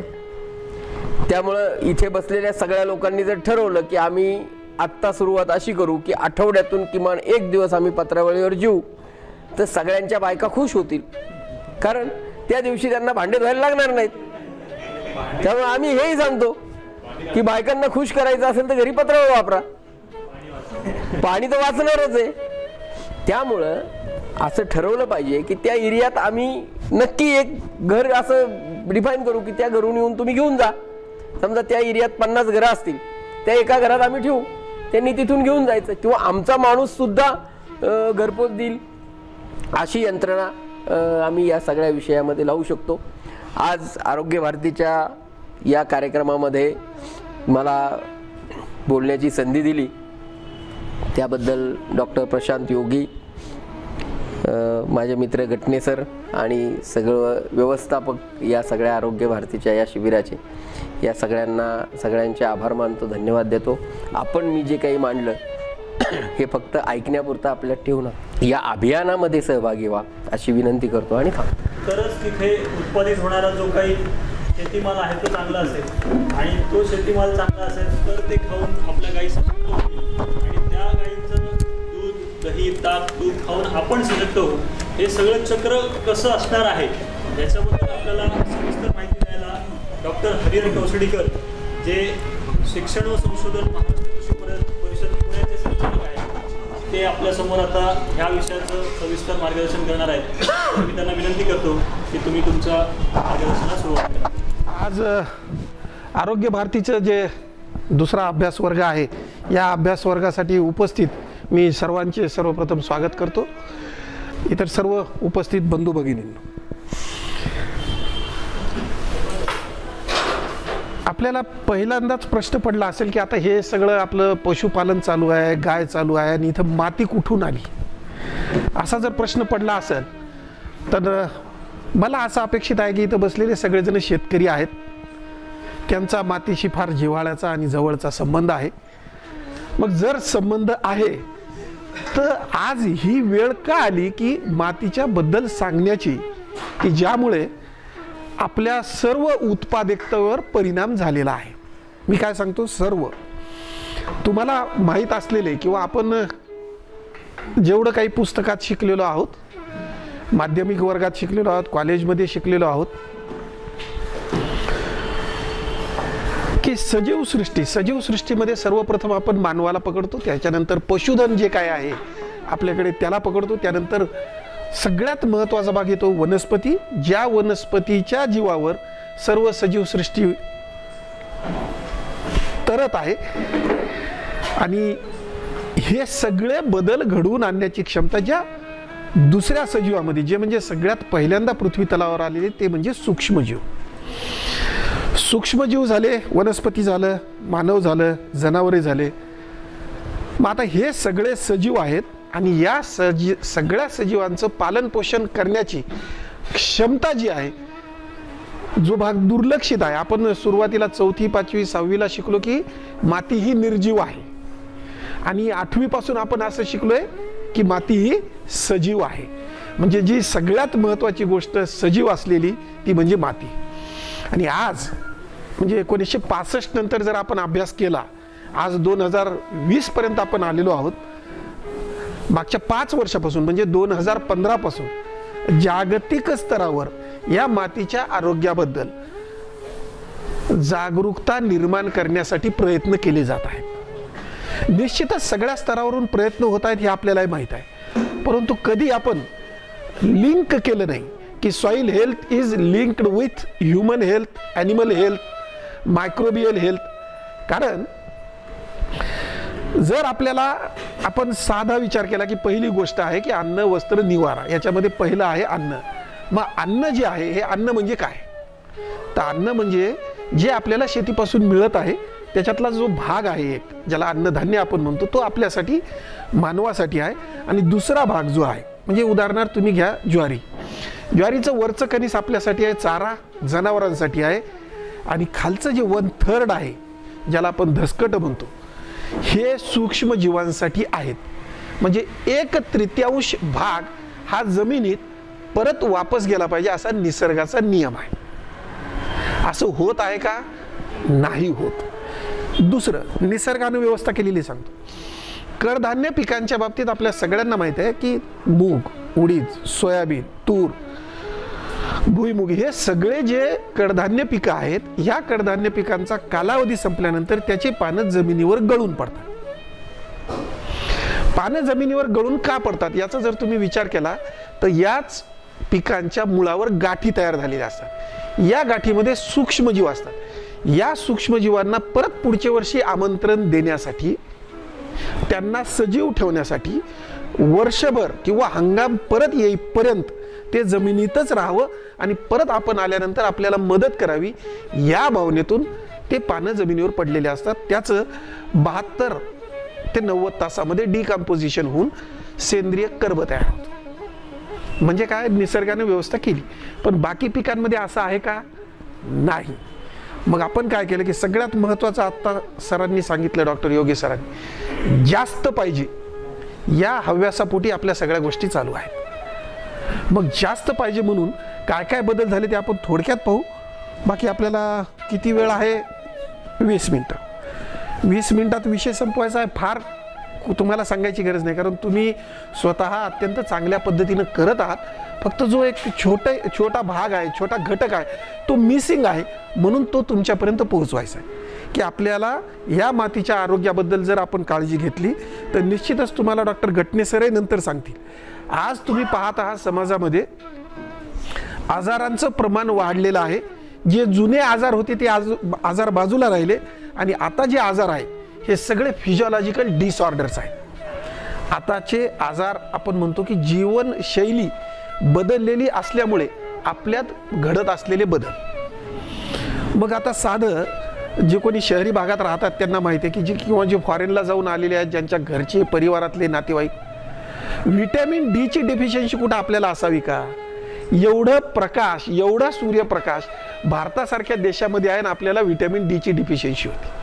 तुम्ही डॉक्टरकडे जा, व्हिटॅमिन डी आता नवीन सुरू झालेलं आहे. पहिल्यांदा व्हिटॅमिन बी मागची 5 वर्ष झालं, आता डी सुरू झालं, हे 5 वर्ष.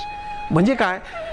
जे साध्या सूर्यप्रकाशात 5 मिनिटं उभं राहिल्यानंतर आपल्या शरीरामध्ये आपोआप तयार होते, ज्याच्या भरोशावर आपली हाडं आहेत, ज्याच्या भरोशावर आपली पूर्ण शरीर यंत्रणा चालती, तो घटक आपल्या शरीरात तयार होत नाही. म्हणजे आज परिस्थिती अशी आहे की तुम्ही म्हणाल मग कमी का पडत आहे? आम्ही तो रोज शेतात आहोत, उन्हात आहोत. प्रश्न असा आहे की ती तयार होण्याची जी प्रक्रिया असते शरीरामध्ये, जैविक प्रक्रिया, ही जैविक प्रक्रिया घडण्यासाठी आवश्यक असलेला घटक आपल्या शरीरात कमी झाल्यामुळं व्हिटॅमिन डी ची निर्मिती होत नाही. शरीरात आवश्यक असलेला घटक, मग आता हे घटक येणार कुठून आहे?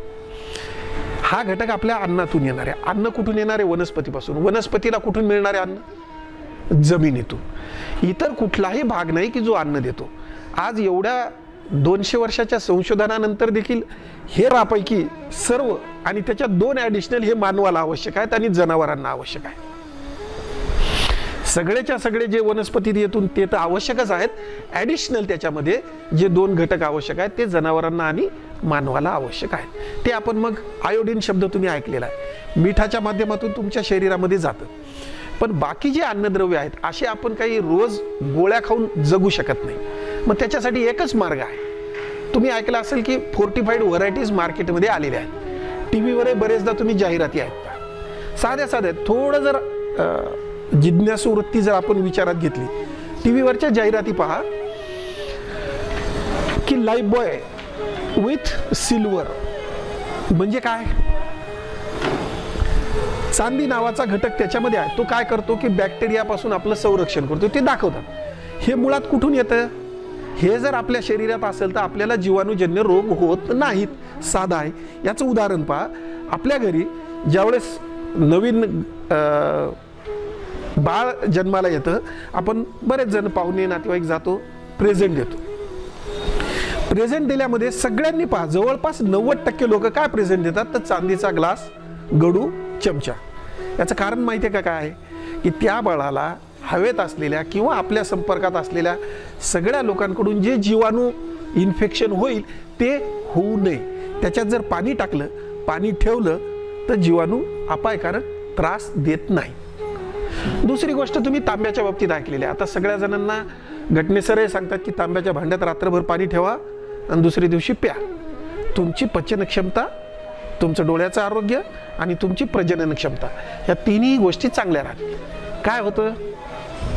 ते कॉपर, ते तांबे पाण्यामध्ये मिश्रण होऊन तुम्हाला शरीरात मिळतात. म्हणजे आपल्या शरीराला कॉपर आवश्यक आहे.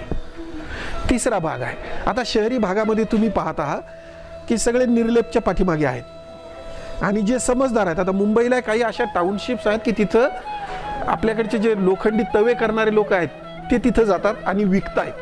त्यांना माहीत झालंय की तव्यावर समजा भाजी केली, साधी फोडणी जरी टाकली तरी ते जे लोह आहे ते लोह काही प्रमाणात गरम झाल्यानंतर तेल, फोडणी आणि मग भाजी याच्यात मिक्स होतं आणि आपल्या शरीरात मिळतं. सगळ्यात आवश्यक असलेला घटक रक्त, त्या रक्त तयार होण्याची प्रक्रिया म्हणजे हिमोग्लोबिन. ही हिमोग्लोबिन तयार होण्याची प्रक्रिया या लोहापासून होते. त्याच्या पुढे जाऊन उदाहरणं तुम्हाला सांगायचे तर कारण याचं असं आहे की सगळे सुरुवातीला जे भांडे होते, कुठेही स्टील किंवा मेटल किंवा काहीच नव्हतं. मातीच्या भांड्यामध्ये सगळे अन्नपदार्थ शिजवल्या जात होते, तयार केल्या जात होते. तुम्हाला माहिती आहे का ही माती म्हणजे काय आहे? ही माती म्हणजे 45% खनिज पदार्थ आहेत. या 45% खनिज पदार्थामध्ये एकूण 80 अशा प्रकारचे एलिमेंट्स आहेत. केमिस्ट्रीच्या भाषेत एलिमेंट्स मूलद्रव्य आहेत. या 80 पैकी 17 पिकाला आवश्यक आहेत, 19 मानवाला, जनावरांना, सूक्ष्मजीवांना आवश्यक. म्हणजे विचार करा, हे जर एवढे एलिमेंट्स मातीत असतील तर निश्चितच अन्नपदार्थ शिजवताना किंवा आजही आपण म्हणतो गाडग्यामध्ये जर भात लावला तर त्याची टेस्ट होईल. शब्द आपण आता वेगळा वापरतो. मुळात काय आहे की त्याच्यामधले जे इन्ग्रेडियंट्स आहेत, जे घटक आहेत ते आपल्या अन्नामध्ये मिसळले जातात आणि मग ते आपण वापर करतो. मग जर हे सगळं असं आहे तर मातीकडे दुर्लक्ष का केले जातं? 2015 पासून माती तपासून घ्या म्हणून मिशन चालू आहे, पण किती शेतकरी आहेत जे तपासून घेतात? घेत नाही. म्हणून आपण एक पाहू पुढे की काय परिस्थिती आहे शॉर्टमध्ये.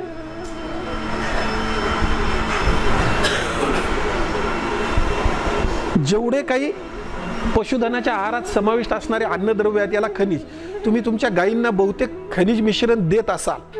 आता याचा शोध कसा लागला सांगतो की का द्यायला पाहिजे.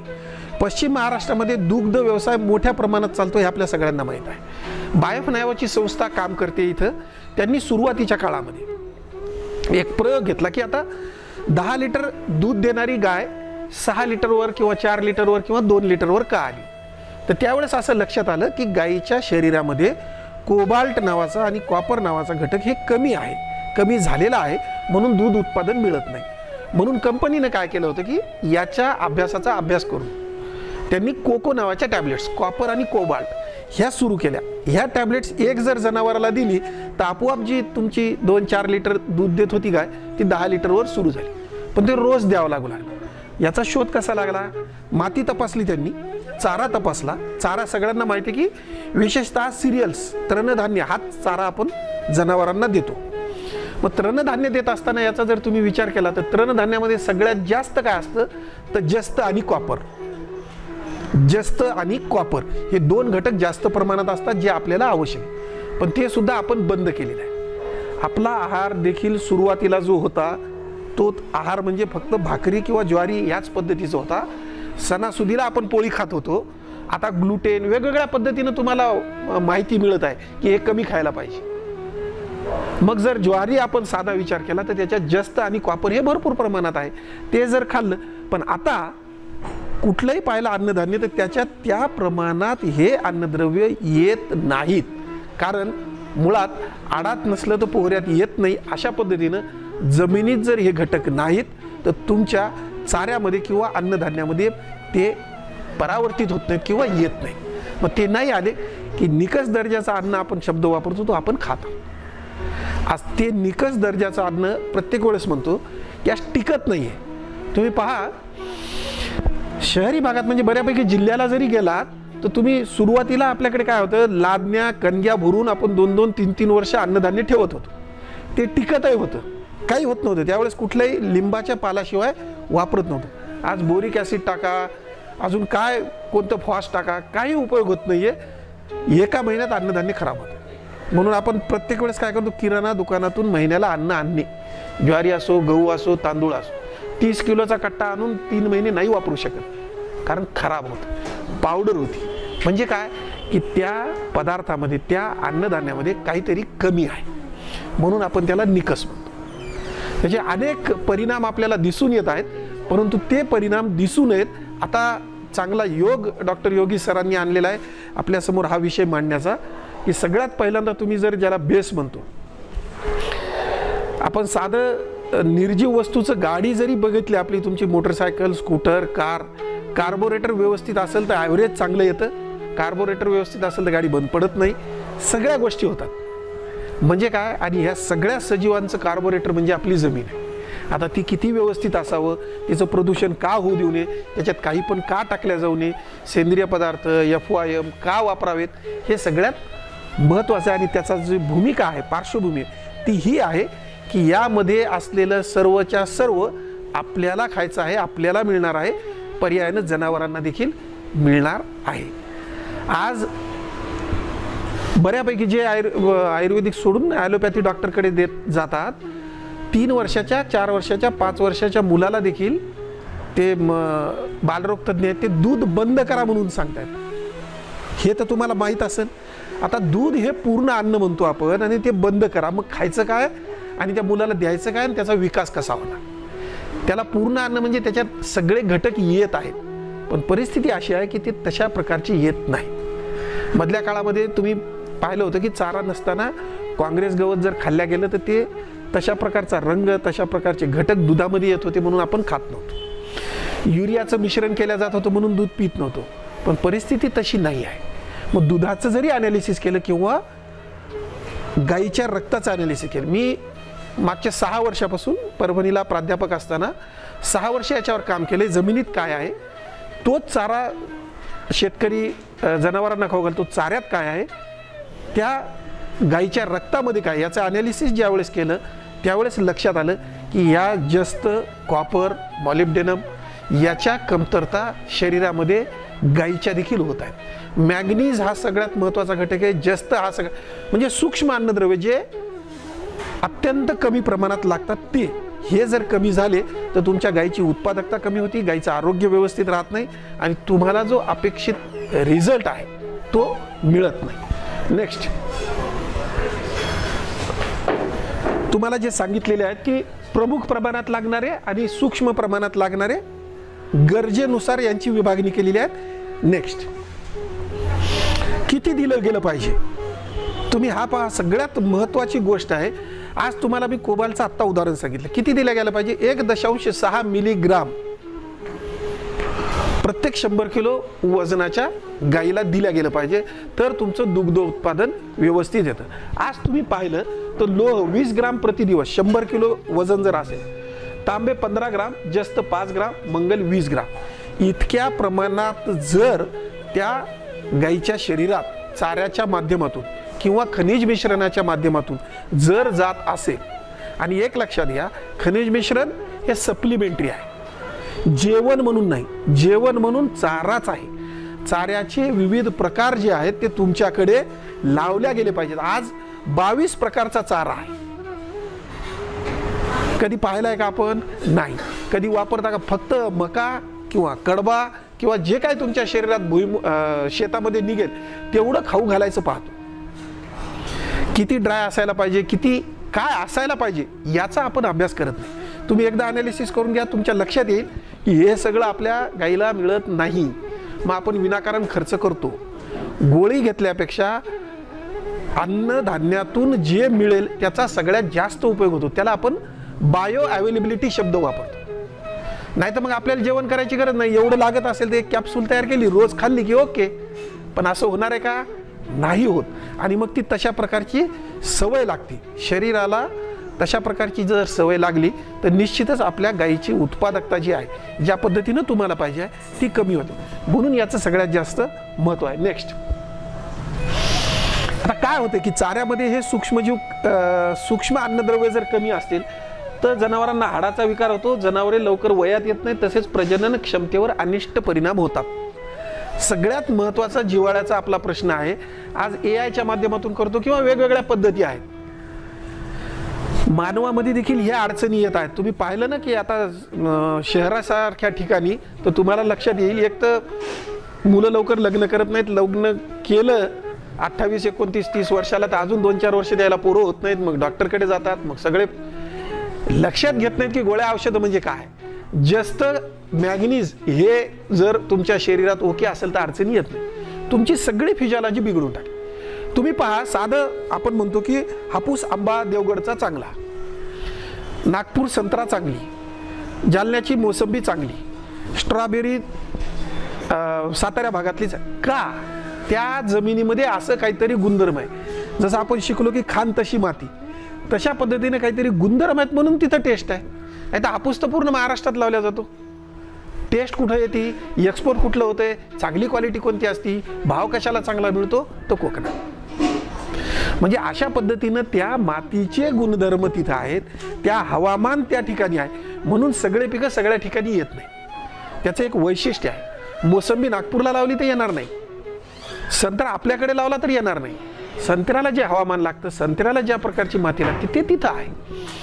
मग त्या ठिकाणी त्याचं उत्पादन जास्त होतं. म्हणून मातीचा असा काहीतरी गुणधर्म आहे, किंवा आपणही म्हणतो त्या मातीचाच गुणधर्म चांगला आहे म्हणून एकाच ठिकाणचे लोक चांगला काही विशिष्ट प्रकारचे दिसतात, त्यांच्यातले गुण विशिष्ट दिसतात. तुम्ही पहा, बुद्धिमत्ता किंवा आतापर्यंत इतिहासात जर तुम्ही पाहिला असेल तर सगळ्यात बुद्धिमान किंवा मोठ्या ठिकाणी गेलेले लोक जे आहेत हे समुद्र किनाऱ्यावरचे लोक आहेत. कारण सांगतो, कारण त्यांचं अन्न जे आहे ते मासे आहे. जास्त आयुष्य पण त्यांना मिळतं. माशामध्ये जो घटक आहे ओमेगा नावाचा तो त्यांना मिळत राहतो. मासे ते खातात. भारतरत्न देखील तुम्ही आता घरी गेल्यानंतर पहा किती आहेत आणि त्याच्यात आपल्या समुद्राजवळचे किती आहेत. बेंगॉलचे लोक, कोकणातले लोक का हुशार आहेत, स्टर्डी आहेत, तुम्ही जर विचार केला तर त्याच्या पाठीमागे एक कारण आहे. अशा बऱ्याच गोष्टी आहेत ज्या आपल्याला सांगता येते. दूध उत्पादनात देखील घट होते आणि रोग प्रतिकारक क्षमता कमी होती. आता रोग प्रतिकारक क्षमता, तुम्हाला सुरुवात क्षमता काय आहे, असा काहीतरी बदल आहे की त्याला ते कमी पडत आहे किंवा त्याच्यानं सहन होत नाही. सहनशक्ती आता नवीन पिढीमध्ये सगळ्यांनाच कमी झालेली आहे. पहिले लोक दमदार होते कारण कसदार अन्न खात होते, आताचे नाहीत कारण ते कसदार अन्न खात नाही. टेम्परामेंट इतकं फास्ट झाले. घरातले मुलं पहा किंवा आता सध्या जे 40 वर्षापर्यंतचे आहेत त्यांचं तुम्ही वागणं पहा, आणि जे 60 वर्ष ज्यांनी क्रॉस केले ते अजूनही कुठल्याही संकटाला भीत नाहीत, पाहतात, पेशन्स आहेत. सहनशक्ती ही देखील या अन्नद्रव्यामुळं परिणाम होतो आणि कमी झालेली आहे असं दिसून येतं. आज सगळ्यांच्या घरी लहान मुलं जे आहेत ते काय खातात, त्यांच्या खात्यात त्यांना खाण्यामध्ये प्रॉपर अन्नद्रव्य जातात का, ते नाही जात. मग आपण फक्त म्हणतो की हा बाहेरचंच खायला आवडते त्याला, तसं नाही आहे. म्हणून त्याच्या पाठीमागे जे घडून येते दिसत आहे ना, त्याचं कारण हे अन्नद्रव्य आहे. जनावरांची वाढ खुंटते आणि जनावरे विविध रोगांना बळी पडतात. आपल्याकडचे जे देशी आहेत, आता तुम्हाला सांगतो, भेंडर, तुम्ही साधं उदाहरण, आपलं अगोदर भेंडर होते, आता भेंडी आहे. भेंडर म्हणजे आपले कापसामध्ये आपण लावत होतो, त्याला रोग येत नाही, काही नाही, फक्त उत्पादन कमी, दिसायला चांगले नाही, काटे असतात. त्याची भाजी देखील आजही सुंदर लागते. आणि आता जेवढे काही तुम्ही पदार्थ खाता भेंडी म्हणून, किती औषधं फवारल्या जातात तुम्हाला माहिती आहे, टिकतात का ते माहिती आहे तुम्हाला. मग हे आपण खायचं का? मग पाळीव प्राणी केल्यासारखं आपण वनस्पतींना आणि जनावरांना केलेलं आहे. हायब्रिड करू करू ते आज आपल्या इथपर्यंत आले की त्यांची कुठली क्षमता नाही आहे, जे ओरिजिनल म्हणतो ते राहिलेलं नाही, कमी झालेलं आहे. म्हणून मग देशी वाण काय, आज फॉरेनमध्ये, इतर देशामध्ये आपल्या इथल्या जुन्या चवळीला किंमत आहे, पण आता तुम्ही मार्केटमध्ये जी चवळी खाता तिला नाही. साधनं जेवढे काही जुने ज्याच्यात काहीही बदल झालेला नाही ते सगळे पिकं आज सगळ्यात महत्त्वाची ठरत आहेत, कारण त्याच्यापासून मिळणारं अन्नधान्य हे चांगलं आहे. ते हवामान बदलाला विरोध करू शकतं, म्हणजे ते तग धरू शकते. आज व्हरायटी डेव्हलपमेंटचा प्रोग्राम चालू आहे पूर्ण देशभर की हवामानाला योग्य. हवामान बदललेलं आहे, मान्सून बदललेला आहे, जुलैमध्ये येतो, सप्टेंबर, आज आता नोव्हेंबर आला, पाऊस चालू आहे, हे सगळं बदललेलं आहे. तुम्हाला वाटत असेल हे परत मागे जाऊन योग्य होईल, तर नाही. याच्याला तग धरण्यासाठी पिकं, जनावरं, माणसं तयार होणं आवश्यक आहे. याला दुसरा पर्याय नाही. मग जुनं जे आपलं चांगलं आहे ते आपल्याला परत आणायचं. केलेलंच आहे, काका आहेत त्यांनी अगोदर हे सगळं केलेलं आहे, त्यांच्यासाठी हे नवीन नाही, पण हे करायचं आपल्याला आवश्यक आहे. नेक्स्ट, थोडक्यात दिले एक एकच बघू आपण की लोह कमी असेल तर रक्तक्षय होतो आणि जनावरांची वाढ खुंटते, अशा प्रकारचं आहे. आणि त्याचे कामं पहा, म्हणजे मेटाबॉलिझम ज्याला म्हणतो, हे पूर्ण मेटाबॉलिझम, हिमोग्लोबिन, एका शब्दात सांगितलं की हिमोग्लोबिनवर आपलं आरोग्य आहे. कमी झालं तर डॉक्टर म्हणतात द्या, आपल्याला पाहिजे 14, असलं 6 तर रक्त द्यायची वेळ येते, म्हणजे तो प्रकार आहे लोह. नेक्स्ट, तांबे एवढ्या प्रकारचे होतात. तुम्हाला मी सांगितलंय की कातडी रंगाचा केस बदलतो, मेलॅनिन निर्मिती होत नाही, मादी पशुधन उशिरा माझावर येणे, तसेच वंध्यत्व येणे. एवढं भयंकर आहे हे आफ्रिकेमध्ये एका स्टेटमध्ये, जसं आपल्या देशामध्ये महाराष्ट्र, उत्तर प्रदेश, मध्य प्रदेश असे राज्य आहेत, तसं आफ्रिकेमध्ये एक राज्य आहे. त्या राज्यामध्ये तुम्ही मध्यंतरी पेपरला वाचलं असेल, मासिकामध्ये देखील आलं होतं. काय झालं होतं की त्या राज्यामध्ये मूलबाळ होणं बंद झालं होतं. लक्षात घ्या, मूलबाळ होणं बंद झालं. आता जनरली असं आहे की माझ्या शेतात तयार होणारे समजा 10 पोते झाले, 2 पोते मी घरी ठेवतो, 8 पोते विक्रीला, तेच अन्न खातो. असंच प्रकारचं खाण्या या पद्धतीमध्ये 30 वर्षानंतर असं लक्षात आलं की तिथं स्टरिलिटी आली, वंध्यत्व झालेलं आहे, म्हणजे तिथं असणाऱ्या लोकांना मुलंबाळं होत नाही. मग याचा ज्यावेळेस शोध लागला त्यावेळेस हे सगळी मिशन सुरू झाली की माती तपासली पाहिजे. त्यावेळेस असं लक्षात आलं की त्यांच्या जमिनीमध्ये जस्त नावाचा घटक अजिबात नाही. मग जस्त नसल्यामुळे मादी बीज किंवा अंडे तयार होत नाहीत आणि मग फर्टिलायझेशन होत नाही, मग ते वंध्यत्व, मग लेकरं होत नाही. मग अशा पद्धतीने, कारण आपलं अन्न आधी आपण खाणार आणि मग बाकी दुसरीकडलं तर आपण आणत. या पद्धतीचा शोध लागल्यानंतर मग सगळ्यात मोठं हे जगामध्ये सुरू झालं की माती तपासून घ्या, काय काय तिथं आपल्या कमी आहे. हे एक नाही, असं अशाच प्रकारचं आपल्याकडे देखील परिस्थिती येऊ शकते, अशी वेळ आता भारतामध्ये आलेली आहे. नेक्स्ट,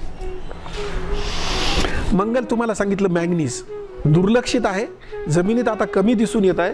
तुम्ही जर पाहिलं तर प्रजननासाठी आवश्यक संप्रेरक आहे, म्हणजे इस्ट्रोजन, प्रोजेस्टेरॉन, टेस्टोस्टेरॉन निर्मितीसाठी.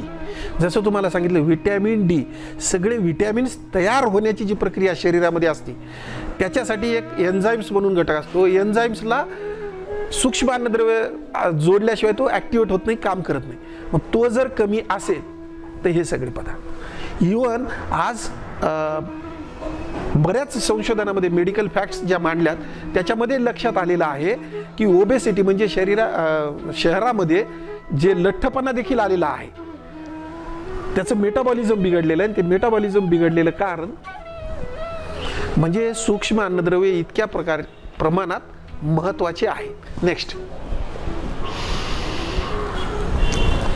मॉलिब्डेनम जो दुर्लक्षित आहे, कोकणात तर अत्यंत महत्त्वाचा आहे सर, की कोकणात जर मॉलिब्डेनम सगळ्या पूर्ण जमिनीमध्ये कमी आहे 5ही जिल्ह्यात, तर तुम्ही पाहिलं की मादी पशुधन उशिरा वयात येणे, माझावर न येणे किंवा वंध्यत्व येणे, गर्भधारणेचे प्रमाण कमी होणे, नरामध्ये शुक्राणूंची संख्या किंवा निर्मिती न होणे, अशा प्रकारचा घटक हा जर कमी असेल आणि कोकणातल्या विशेषतः जमिनीमध्ये हे सगळ्यात कमी आहे. रायगड वगळता पूर्ण कोकणातल्या 4ही जिल्ह्यामध्ये हा घटक कमी आहे. तुम्ही भातामध्ये देखील पाहाल, तिथलं अन्नधान्यामध्ये काजू जरी असले तरी त्या ठिकाणी हा कमी आहे.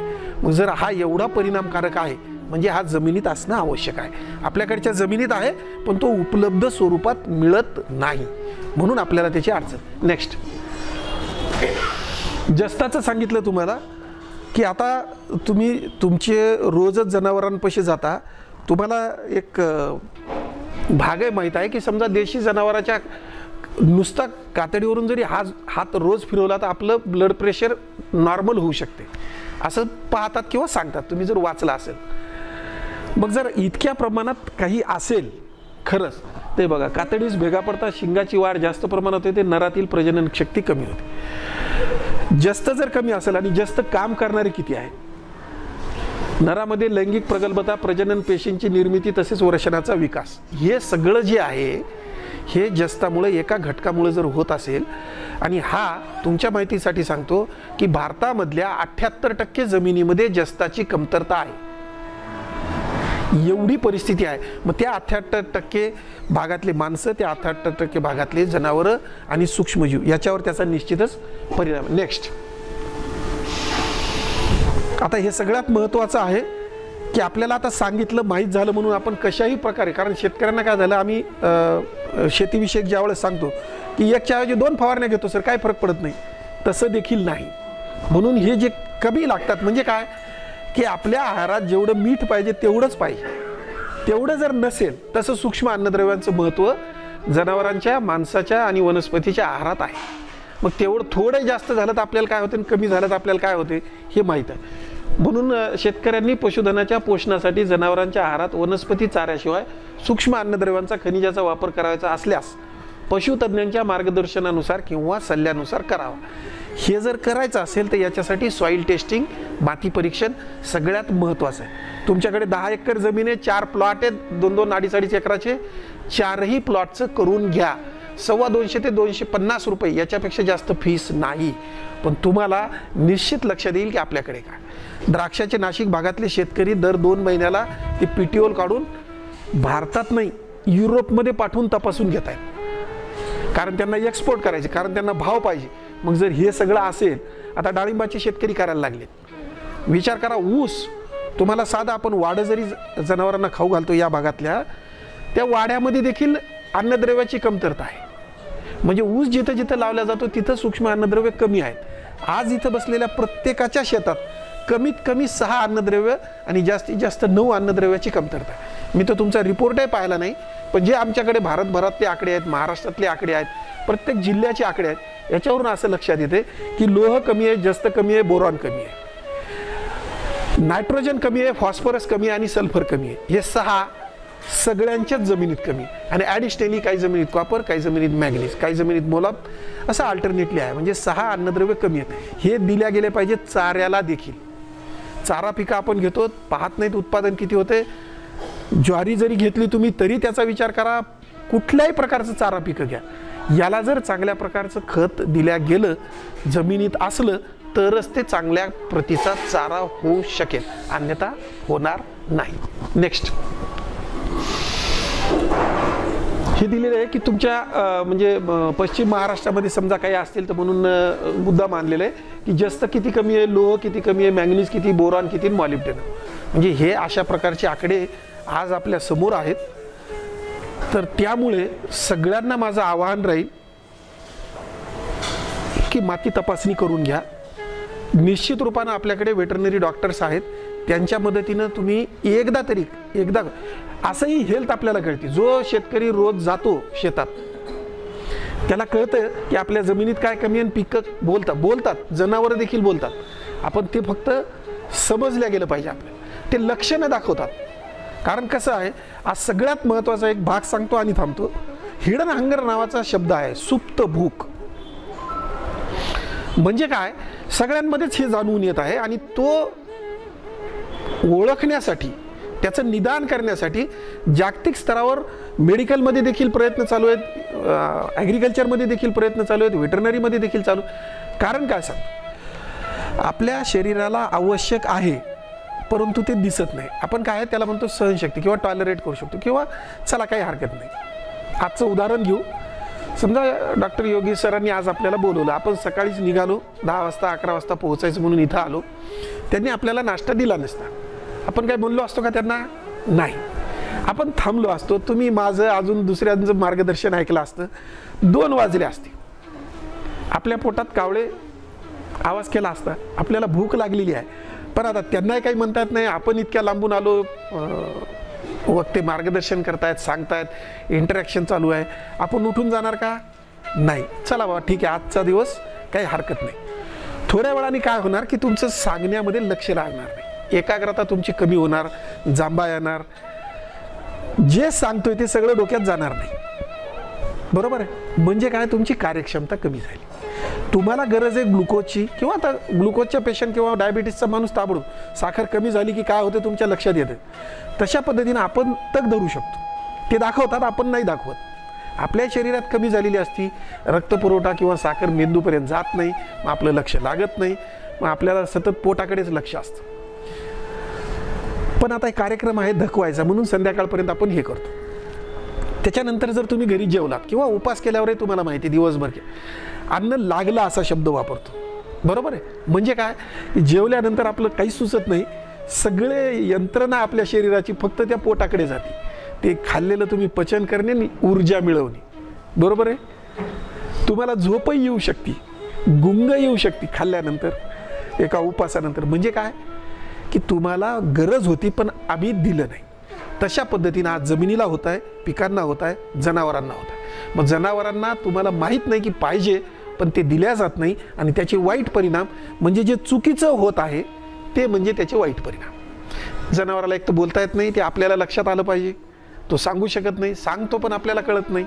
मग त्या पद्धतीनं जर आपण अभ्यास केला तर या अभ्यास वर्गाचं सार्थक झाल्यासारखं होईल. सांगायला भरपूर आहे, दिवसभर बोललो तरी ते कमीच आहे, पण बाकी सगळ्यांना ऐकायचं आहे आणि तुम्हाला फार सांगायची गरज नाही, हे मला कल्पना आहे. मला वाटतं एवढं आपल्याला पुरेसं आहे. फक्त एक लक्षात घ्या की तुम्ही माती जर व्यवस्थित केली, समृद्ध केली, सशक्त केली, याच्यासाठी सेंद्रिय पदार्थ वापरणं आवश्यक आहे. रासायनिक खतं टाकून होत नाही. सेंद्रिय पदार्थ म्हणजे तुमच्याच गाईचं जे शेण आहे ते जर वापरलं तुम्ही, त्याचं वेगवेगळ्या पद्धतीनं FYM तयार करा, बायोगॅसमध्ये करा, स्लरी करा, ते जमिनीला सतत वापरत राहा. कारण असं जगात एकही खत नाही जे 17 अन्नद्रव्य देईल, पण एक आहे झाडाचं पान, ते 17च्या 17 अन्नद्रव्य पुरवठा करू शकतं. कारण काय, जमिनी जेवढं आहे तेवढं ते घेतं. 80 घेतं, आपल्याला 17च पाहिजे. साधं बाबळीचं जरी पान घेतलं, कण्हेरीचं, कुठल्याही झाडाचं पान घ्या, त्या पानामध्ये हे सगळे अन्नद्रव्य आहेत. म्हणून आपण आग्रह करतो की सेंद्रिय पदार्थ टाका आणि ते संतुलित प्रमाणात आहे. मग त्याला डिकम्पोज करा, ते टाका, पुनर्चक्रीकरण करा, हिरवळीचं खत, सेंद्रिय पदार्थ, अजून काय तुम्हाला जैविक खतं वापरायची ते वापरा, तेच जमिनीत टाका. कारण जमीन 4च घटकापासून बनली. 45% खनिज पदार्थ, 5% सेंद्रिय पदार्थ, 25% हवा आणि 25% पाणी. 5% सेंद्रिय पदार्थ जमिनीत नसल्यामुळे 25% हवा आणि 25% पाणी राहत नाही. त्याला आपण म्हणतो वापसा परिस्थिती. सतत वापसा परिस्थिती असेल तर तुम्हाला कुठलीही अडचण कशातही येणार नाही, पण ती सध्या आपल्या शेतामध्ये नाही, कारण सेंद्रिय पदार्थ नाहीत. मग सेंद्रिय पदार्थ 5% पर्यंत नेण्यासाठी प्रयत्न करा. निश्चितच तुम्हाला अपेक्षित जो रिझल्ट आहे तो सगळ्याच बाबतीत मिळून येईल. कारण आता फार्मिंग सिस्टीम फॉर न्यूट्रिशन, आपल्याकडे जी परसबाग होती ती सुद्धा बंद झालेली आहे. आपल्याला सुद्धा खाण्यासाठी आपण काही व्यवस्थित ठेवत नाही. आपण अशा प्रकारचं खाणं खात नाहीत की ज्यानं आपल्याला संतुलित आहार मिळेल. संतुलित पोषणाशिवाय सजीवांचं आरोग्य आणि कार्यक्षमता व्यवस्थित असणार नाही. एवढी एक खूणगाठ बांधा. आणि गटणे सरांनी सांगितलं होतं की prevention is better than cure. आजपासूनच सुरुवात करा, इथून गेल्यानंतर सुरुवात करा. अगोदरच केलं तर तुमचं सगळं व्यवस्थित होण्यासाठी मदत होईल. नाही तर आल्यावर अडचणी जर दुरुस्त करायला गेलात तर त्याला वेळ लागेल, लक्षात येणार नाही, खर्च होईल, ऊर्जा, वेळ आणि वाया जाईल, श्रम वाया जातील. म्हणून मला वाटतं मातीवर लक्ष द्या, मातीचं परीक्षण करून घ्या. काहीही मार्गदर्शन लागल्यास तुम्ही संपर्क साधू शकता. तर मला इथं आपल्याशी संवाद साधण्याची संधी डॉक्टर योगी सरांनी उपलब्ध करून दिली, त्याबद्दल मी त्यांचे आभार व्यक्त करतो. आणि आपण माझं ऐकून घेतलं त्याबद्दलही आपले आभार व्यक्त करतो. धन्यवाद. नाहीये, मी सुरुवातीलाच प्रस्तावनेत सांगितलं होतं, हा अभ्यास वर्ग आहे. अभ्यास पुढच्यांचा आहे तसा माझा पण आहे. नवीन गोष्टी पुढच्या माणसांनाही शिकायला मिळाल्या पाहिजेत, तर काहीतरी पुढं चांगलं जाऊन ते आणखी पहिलं आज आहे त्यापेक्षा पुढच्या वेळेला आणखी चांगलं होऊ शकेल, चांगलं सांगू शकतील. माझ्या मनात एक प्रश्न आहे. आपण सगळे गाय सांभाळणारी माणसं आहोत, गोपालक आहोत, बरोबर आहे ना? आपण गाय का सांभाळतो आहोत याचं उत्तर देता येईल का? आपल्या आरोग्यासाठी. तुम्ही गाय आरोग्यासाठी सांभाळताय? कोणाच्या? तुमच्या आरोग्यासाठी बरं, प्रकृतीच्या आरोग्यासाठी तुमच्या, बरं हां तुमचं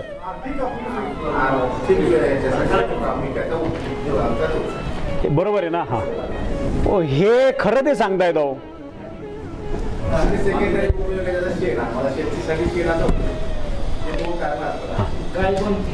शेवटी सगळ्या गोष्टी कशावर आहे? हा मोठ्याने बोला की. पैशावर आहेत. ह्या गोष्टी बाकीच्या गप्पा मारायला ठीक आहेत, आरोग्य मिळतं यावून त्यावून. जेव्हा गाय उत्पन्न द्यायची बंद होईल त्यावेळेला तिला बाजार दाखवला जातो का नाही? दाखवतो. हा पर्सेंटेज मध्ये. ह्याचं कारण काय? तर त्याला कारण आमची श्रद्धा आहे, आमचा धर्म आहे, म्हणून आम्ही तिला बाजार दाखवत नाही. माझ्या घराण्यात गाय विकायची पद्धत नाही, आमची श्रद्धा आहे म्हणून आहे. आम्ही गाय विकत नाही. म्हणजे चुलत्यांचं आजोबांचं भांडण मी पाहिलंय. चुलते म्हणतायत गाय विकूया, आता ती भाकड झालेली आहे. आजोबा म्हणले आपल्यात विकायची नाही. शेवटी विजय आजोबांचा झाला. नंतर चुलत्यांचं आणि भावाचं भांडण पाहिलं. चुलते म्हणत ते विकायची नाही, पुढच्या पिढीतली. चुलत भाऊ म्हणायचं नाही आता काय भाकर झाली विका. चुलत्यांचाच विजय झाला, नाही विकायची. मी जेव्हा शेती पाहायला लागलो, गडी पळून गेला एकदा एका भले संध्याकाळी कुठं, आणि दुसऱ्या दिवशीपासून नंतर 6 महिने मी एका खोंटीला आणि गाय एका खोंटीला. का? गाय विकायची नाही. आणि ज्याला विकायची त्याने बाजार दाखवता कामा नये. भाकर झाली नव्हती, पण मला क्लिनिक सांभाळू का गाय सांभाळू अशी स्थिती आली होती. शेवटी गाय जो सांभाळेल, कसाबाला विकणार नाही असा योग्य तो घेणारा मनुष्य मिळाल्यानंतर मी त्याला गाय दान दिली, आणि माझ्या दृष्टीने माझं ओझं डोक्यावरचं खांद्यावरचं कमी झालं. असं सगळं नाही करू शकत. म्हणजे मला लोकांनी वेड्यात काढले तेव्हाही, आजही काढतात असं वागलो म्हणून. आतला वेडेपणा सरसकट होऊ शकत नाही. याचं मुख्य कारण आहे ते आर्थिक विषयाशी संबंधित आहे. आणि आर्थिक विषयाशी संबंधित उत्पन्न गायीचं काय आहे?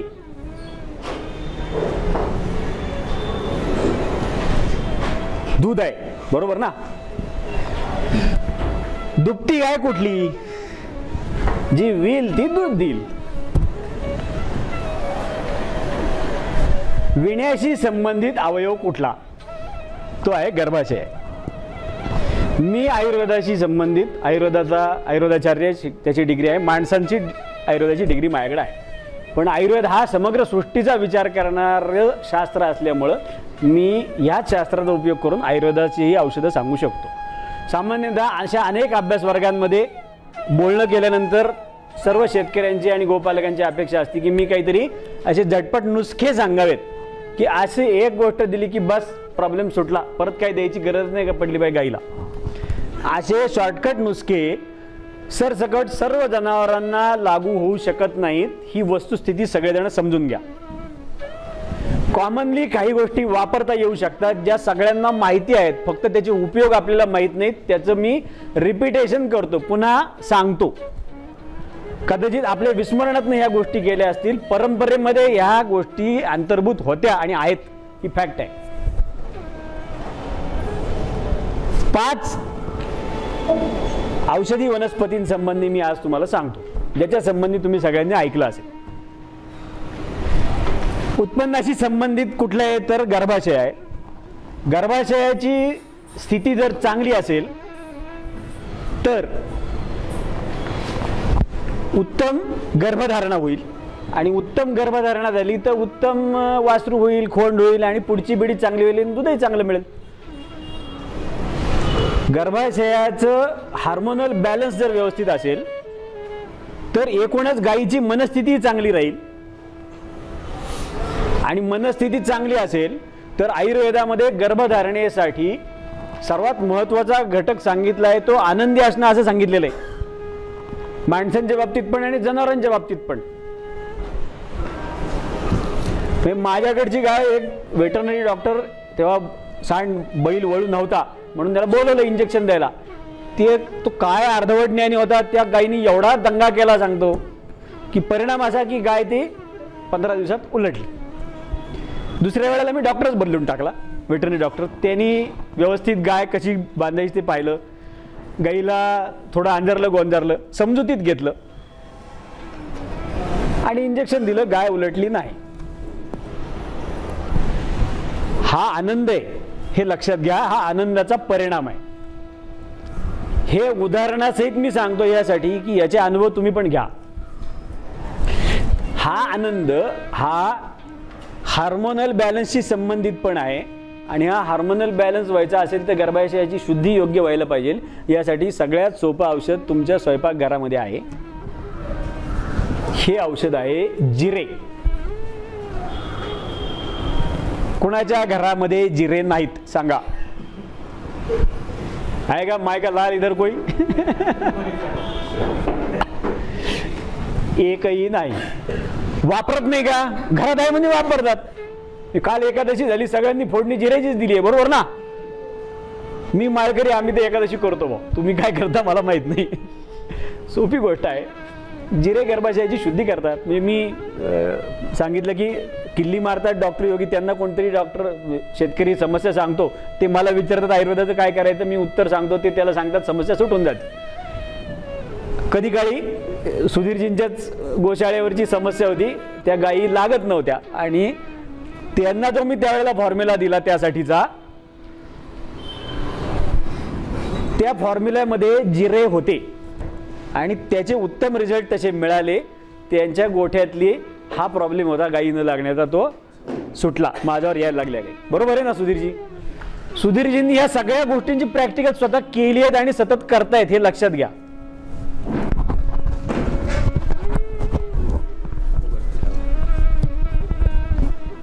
कदाचित तुम्ही सगळे असे अनेक चांगले प्रयोग करणारे शेतकरी असू शकाल, पण आपल्या घरातले वापरले जाणारे जिरे एवढे उपयुक्त आहेत हे तुम्हाला माहिती होतं का? तर माहिती असेलही, फक्त मी त्याचं पुन्हा एकदा त्याचं रिव्हिजन करून घेते, पुन्हा अभ्यास. तर जिरे इतके उपयुक्त आहेत की जे गर्भाशयाची शुद्धी करणारे आहेत, आपल्याला रोज वापरता येतील जनावरांमध्ये आणि तेवढे स्वस्त पण आहेत, रोज वापरता येतील इतके. आता दुसरं एक वनस्पतीची माहिती सांगतो. त्याला मी वनस्पती म्हणतोय, औषध म्हणतोय, पण ते आपण रोज वापरतोय. आपली परंपरा जी आहे ना, ती हजारो लाखो वर्षांची हिंदू परंपरा आहे आणि या परंपरेच्या निर्मिती मागचं, त्याच्या सर्व परंपरांमागचं कारण मीमांसा आपण विसरून गेलोय. हा मोठा प्रॉब्लेम आहे. घोटाळा कुठं होतो ते आत्ताच्या उदाहरणावरून सांगतो. आपले सूत्रसंचालक आहेत, त्यांचं नाव आहे योगेश आमरे. माझ्याकडे त्यांचं नाव आहे सेव्ह केलेलं प्रवीण. का प्रवीण आहे? मी का प्रवीण म्हणतोय त्यांना? तर प्रवीण आमरे नावाचा पूर्वी एक क्रिकेटर होता, म्हणून मी त्यांचं नाव त्याच वेळेला प्रवीण आमरे असंच सेव्ह करून ठेवलेलं आहे. योगेश हे मी डोक्यातनं काढूनच टाकलं आणि बोलता बोलता मी त्यांना प्रवीणच म्हणायला लागलो. तसं ह्या वनस्पतीचं आहे पुढच्या. ती वनस्पती प्रत्येकाने, बहुसंख्य लोकांनी वापरलेली, रोज घरात वापरतातच आहेत. ती आहे हळद. कोणाच्या घरात नाहीये सांगा? कोई भी मायका लाल नाहीये. सगळ्यांच्या घरामध्ये हळद आहे. लग्न सगळ्यांनी अटेंड केलीत किंवा झाली आहेत सगळ्यांची, बरोबर? हळद लावली नाही लग्नात, असं आहे का कोण? कोर्ट मॅरेजचा प्रश्न सोडून द्या. कोर्ट मॅरेज मध्ये काय कोर्टात आधी न्यायाधीश म्हणत नाही आधी हळद लावून मग या तर सही घेतो आणि लग्न मान्य. ती त्यांची पद्धत, तो गांधर्व आहे. वैदिक पौराणिक पद्धतीमध्ये हळद लावली जाते. लावली ना? कोणाच्या लग्नात लावली नाही असं झालंय का? नाही. का लावायची हळद? माझ्या गावात एक समुदाय असा आहे की जो पूर्ण धर्मांतरित झालाय, ख्रिश्चन. माझ्या गावातले मुसलमान पण आहेत, त्यांच्यामध्ये पण हळदीचे कार्यक्रम होतात लग्नात. मी त्यांचे दोस्त पण आहेत, त्यांना विचारतो हे का करता? वो ना मांगता है उसको, हल्दी तो होनी चाहिए. का करायची हळद? म्हणजे हळदीचा कार्यक्रम का करायचा? याचं कारण असं आहे, हळद ही प्रजास्थापक आहे.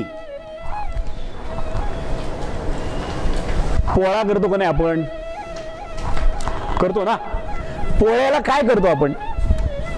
गाई बैलाला धुतो, स्वच्छ करतो. हा, हे घ्या. हळद कोणाला लावतोय? लग्नाच्या म्हणजे लग्न एक आहे तो पुढची पिढी तयार व्हावी, प्रजा तयार व्हावी चांगली, यासाठी करतोय ना. तर चांगली प्रजा व्हावी तर लग्नाच्या वेळेला हळद लावायची, आणि पोळ्याच्या वेळेला काय करायचं तर हळद आणि तेल त्याच्या खांद्यावरती चोळायचं. म्हणजे हळद फक्त माणसाचाच कार्यक्रम नाही, भारतातल्या धर्मांतरित झालेल्या हिंदूंचाही कार्यक्रम नाहीये फक्त, तर तो जनावरांचा पण कार्यक्रम आहे. म्हणून मी मगाशी सांगितलं की जनावर पण आपल्या कुटुंबाचा हिस्सा आहे. हळद ह्याच्या पलीकडे जाऊन आणखी काय उपयोगी. म्हणजे माझा एक ते दोस्त आहे, तो एका कंपनीचा MR आहे. माझ्याकडे एक प्रॉडक्ट घेऊन आला की तू कॅन्सरचे पेशंट ट्रीट करतोस म्हणला, तर माझं हे प्रॉडक्ट पण वापर म्हणला तुझ्या प्रॅक्टिसमध्ये. म्हणलं काय आहे तुझ्या प्रॉडक्टमध्ये? म्हणलं करकुमी नाही. हळदीतला एक घटक आहे तो कॅन्सर वरती उपयोग म्हणून, उपचार म्हणून करता येऊ शकतो. मग मी म्हणलं मी ऑलरेडी माझ्या पेशंटमध्ये हळद वापरतोच ना कॅन्सरच्या पेशंटला. मी वापरतो हे सांगणंच मूर्खपणा आहे माझा. याचं कारण तुमच्या सगळ्यांच्या घरात हळद सगळेच जण वापरतायत ऑलरेडी. कदाचित ज्यांनी वापरायचं सोडले त्यांच्याकडं कॅन्सरचं प्रमाण चालू झालेलं आहे. हळद ही कॅन्सर रोधक आहे. आपल्याकडं कॅन्सर रेल्वे आहे. एक तालुका आहे पश्चिम महाराष्ट्रातला हा कॅन्सरचं राजधानी म्हणावी असा शिरोळ तालुका होऊन बसला. इतकं प्रचंड प्रमाण आहे. हळद वापरावी की नाही वापरावी? माणसांमध्ये कॅन्सर सापडतायत, भरपूर सापडतायत. जनावरांमधले तर डायग्नोसिस होत नाही आहे ना खरं. असं कशाने जनावर मेले हेच आम्हाला सांगता येत नाही. कदाचित ते कॅन्सरने जात असेल. तर अशी हळद आपल्याला रोज वापरता येऊ शकते. दुसरा भाग सहज अवेलेबल आहे आणि वापरता येईल इतकी स्वस्त पण आहे. एक मोठा थ्रेट, धोका एकूणच सजीव सृष्टीला निर्माण झालाय, मानवी आणि पशुच्या. तो म्हणजे आहे आजार आहे प्रमेह, डायबिटीस. माणसांमधलं याचं प्रमाण शहरी भागामध्ये कदाचित हे 42% पोहोचलं असायची शक्यता आहे म्हणतोय. 42 फार ओव्हर झाला आकडा मी म्हणतो, पण किमान 30% लोकांना तरी डायबिटीस आहे माणसांना. जनावरांमध्ये याचं कुठलंही सर्वेक्षण झालेलं नाही. आणि डायबिटीसच्या कारणामध्ये एक महत्वाचं कारण आहे ते म्हणजे खुर्चीत बसून काम करणाऱ्या माणसांना जसं डायबिटीस होण्याचं प्रमाण अधिक आहे, तसं ठाणबंद जनावरांना पण प्रॉब्लेम आहे. हा सगळ्यांची जनावरं ठाणबंद आहेत का नाही? आहेत. व्हायची शक्यता आहे. तर त्याच्यामध्ये प्रमेह रोधक आणि प्रमेहासाठीचं पण हळद एक चांगलं औषध आहे. माणसांनी लगेच हळद खायला सुरुवात करावी याचा असा अर्थ होत नाही माझं म्हणणं यातलं. पण हळद जर खाण्यात राहिली तर काहीतरी तो उपयोग होईल. एकूण पशूंमधला आणखी एक धोका तयार होतोय. दूध कमी होतंय किंवा अन्य काही आजार सारखे वारंवार होत आहेत. याचं कारण असं आहे की आहारातून काहीतरी इन्फेक्शन्स जनावरांना होत आहेत. स्वच्छता न ठेवणं हे त्यातलं एक कारण आहे. हळद काय आहे तर हळद उत्तम कृमीनाशक पण आहे. दर 6 महिन्याला कृमीनाशक दिलं पाहिजे असं कुठलाही वेटरनरीतला तज्ञ तुम्हाला सांगतो का नाही सांगत तर सांगतो. पण हळद वापरा हे सांगतोय का जे स्वयंपाकघरात तुमच्या आहे? बरं तो हे सांगतोय का की तो जे जंतुनाशक कृमीनाशक देतो आहे ते कृमीनाशक जनावरांच्या गर्भधारणेसाठी धोकादायक आहे म्हणून काय लागत नाही हे तो सांगत नाही. तुम्ही तक्रार घेऊन पुन्हा येताय कोणाकडं? ती गाभण राहत नाही काय म्हणून आम्हालाच सांगायला येत आहे. पण का दिलं जंताचं औषध? ते त्याला पर्यायी दुसरं काही औषध असं आहे का की जे प्रजास्थापक पण आहे आणि कृमीनाशक पण आहे? आत्ताचं मॉडर्न मेडिसिन जे देत आहे ते प्रजा विरोधी आहे पण कृमीनाशक आहे. आणि या दोन्ही गोष्टी ज्याच्या एकत्र आहेत असं आपल्याकडं घराघरात असलेलं उपलब्ध असणारं औषध आहे. तुम्ही काय वापरायचं चॉईस तुमचा आहे, निर्णय तुमचा आहे. मी इथून सुचवू शकतो. आपल्या परंपरेचं पुनरुज्जीवन करायचं का आहेत त्या गोष्टी आता चुकीच्या चालू झाल्यात त्यालाच फॉलो करायचं हे तुम्ही ठरवायचं.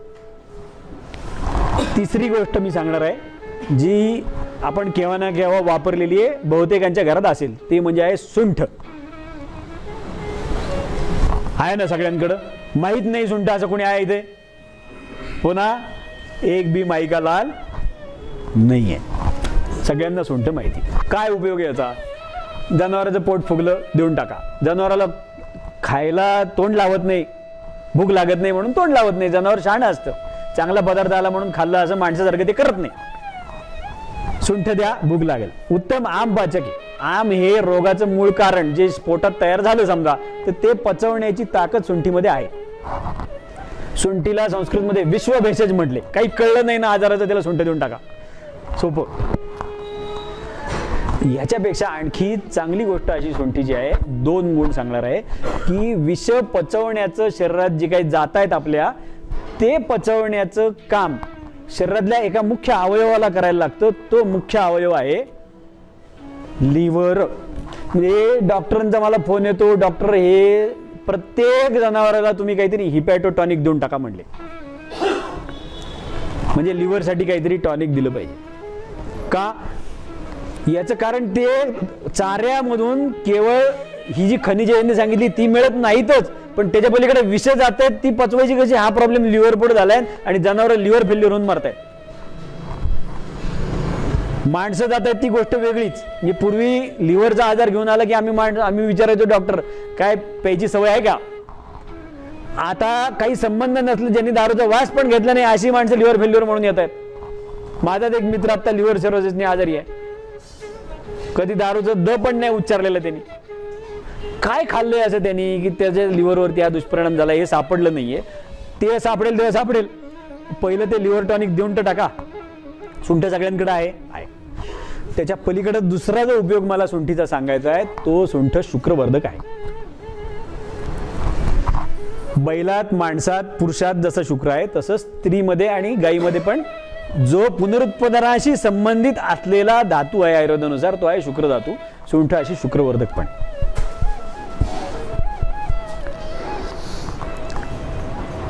यासाठी म्हणून पण सुंठ दिली पाहिजे. सुंठ उत्तम वातनाशक आहे. जनावरं फिरतात, भरपूर थकतात आणि त्यांचा थकवा जाण्यासाठी जनावरांना काय दिलं जातं तर सुंठ अशी वापरत राहायला चांगली राहू शकते. चौथं औषध आहे जे भारतभरामध्ये सगळीकडे देशभर उपलब्ध आहे, ज्याचं नाव आहे गुडूची. संस्कृत मधलं नाव. संस्कृत मधलं त्याचं दुसरं नाव आहे अमृता. नाव अमृता असण्याचं कारण असं की गुडूची मरत नाही, खालनं तोडून टाका वर वाढत राहते. पाणी घालू नका, हवेतनं बाष्प शोषून घेऊन वाढत राहते. तुमच्यावरती अवलंबूनच नाही, ती माझ्यावरही अवलंबून नाही. निसर्गात तिला जगायचं कसं चांगलं माहिती. न मरणारी म्हणून अमृता आणि अमृतासारखा परिणाम करती म्हणून अमृता असं आहे. मराठीत तिला गुळवेल म्हणतात. ओळखू येत नसेल समजा तर गुगल भाई आहे, विचारा, शोधा, सापडेल. सगळ्या गावांमध्ये सापडेल. म्हणजे देशभरातल्या किमान 1000-1500 गावांमध्ये मी जाऊन आलोय. प्रत्येक गावात गुळवेल मला दिसलेली आहे. आपल्या शेतातही ती असली पाहिजे. असेल नसेल तर गुळवेल आपल्या शेतातल्या कडुलिंबाच्या झाडावर चढवा आणि नियमित वापरत राहा. गुळवेल उत्तम हिपॅटोटॉनिक आहे, लिव्हरसाठी टॉनिक आहे. तापाचं उत्तम औषध आहे. प्रमेहाचं चांगलं औषध आहे. ती प्रमेह नाशक आहे. पण ते दिलं आणि दुसरं औषधच घेतलं नाही प्रमेहाला असं करायचं नाही. योग्य त्या टेस्ट केल्या पाहिजेत. डॉक्टरचा योग्य तो सल्ला घेतला पाहिजे. आणि या सगळ्याच्या पलीकडे जाऊन गुळवेल ही गोष्ट अशी आहे की जी दुधाची शुद्धी करते.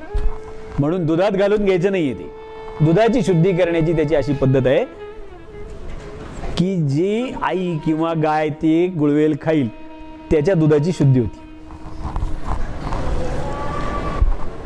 म्हणजे वासरूही दूध पित नाही, बाळही दूध पित नाही.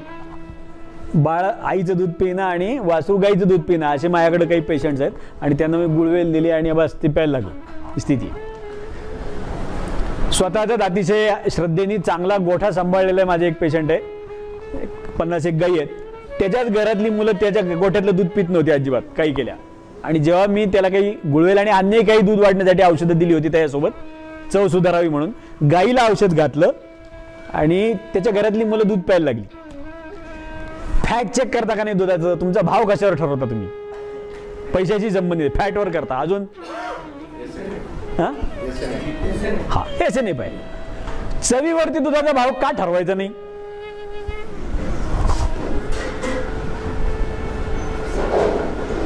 प्रश्नाचं उत्तर नाहीच आहे ना. कदाचित असा प्रश्न विचारणारा एक पहिलाच असेल मी. चवीवर दुधाचा भाव का ठरवायचा नाही? ठरवायला पाहिजे. ती चव सुधारायचं काम गुळवेल करू शकेल. स्तन्य शुद्धी करणारं म्हणजे दुधाची शुद्धी करणारं गुळवेल हे चांगलं औषध आहे. रोज वापरू शकता असं आहे.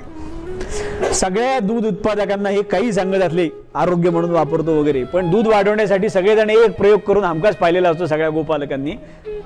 एका वनस्पतीचा प्रयोग आहे. ती वनस्पती कुठली?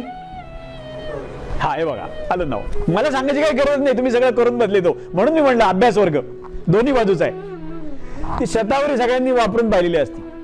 शतावरी दुधाचं प्रमाण वाढवते, पण जर सामता असेल म्हणजे काही दोष शरीरात असेल तर त्याचा उपयोग तेवढा होईल असं नाही.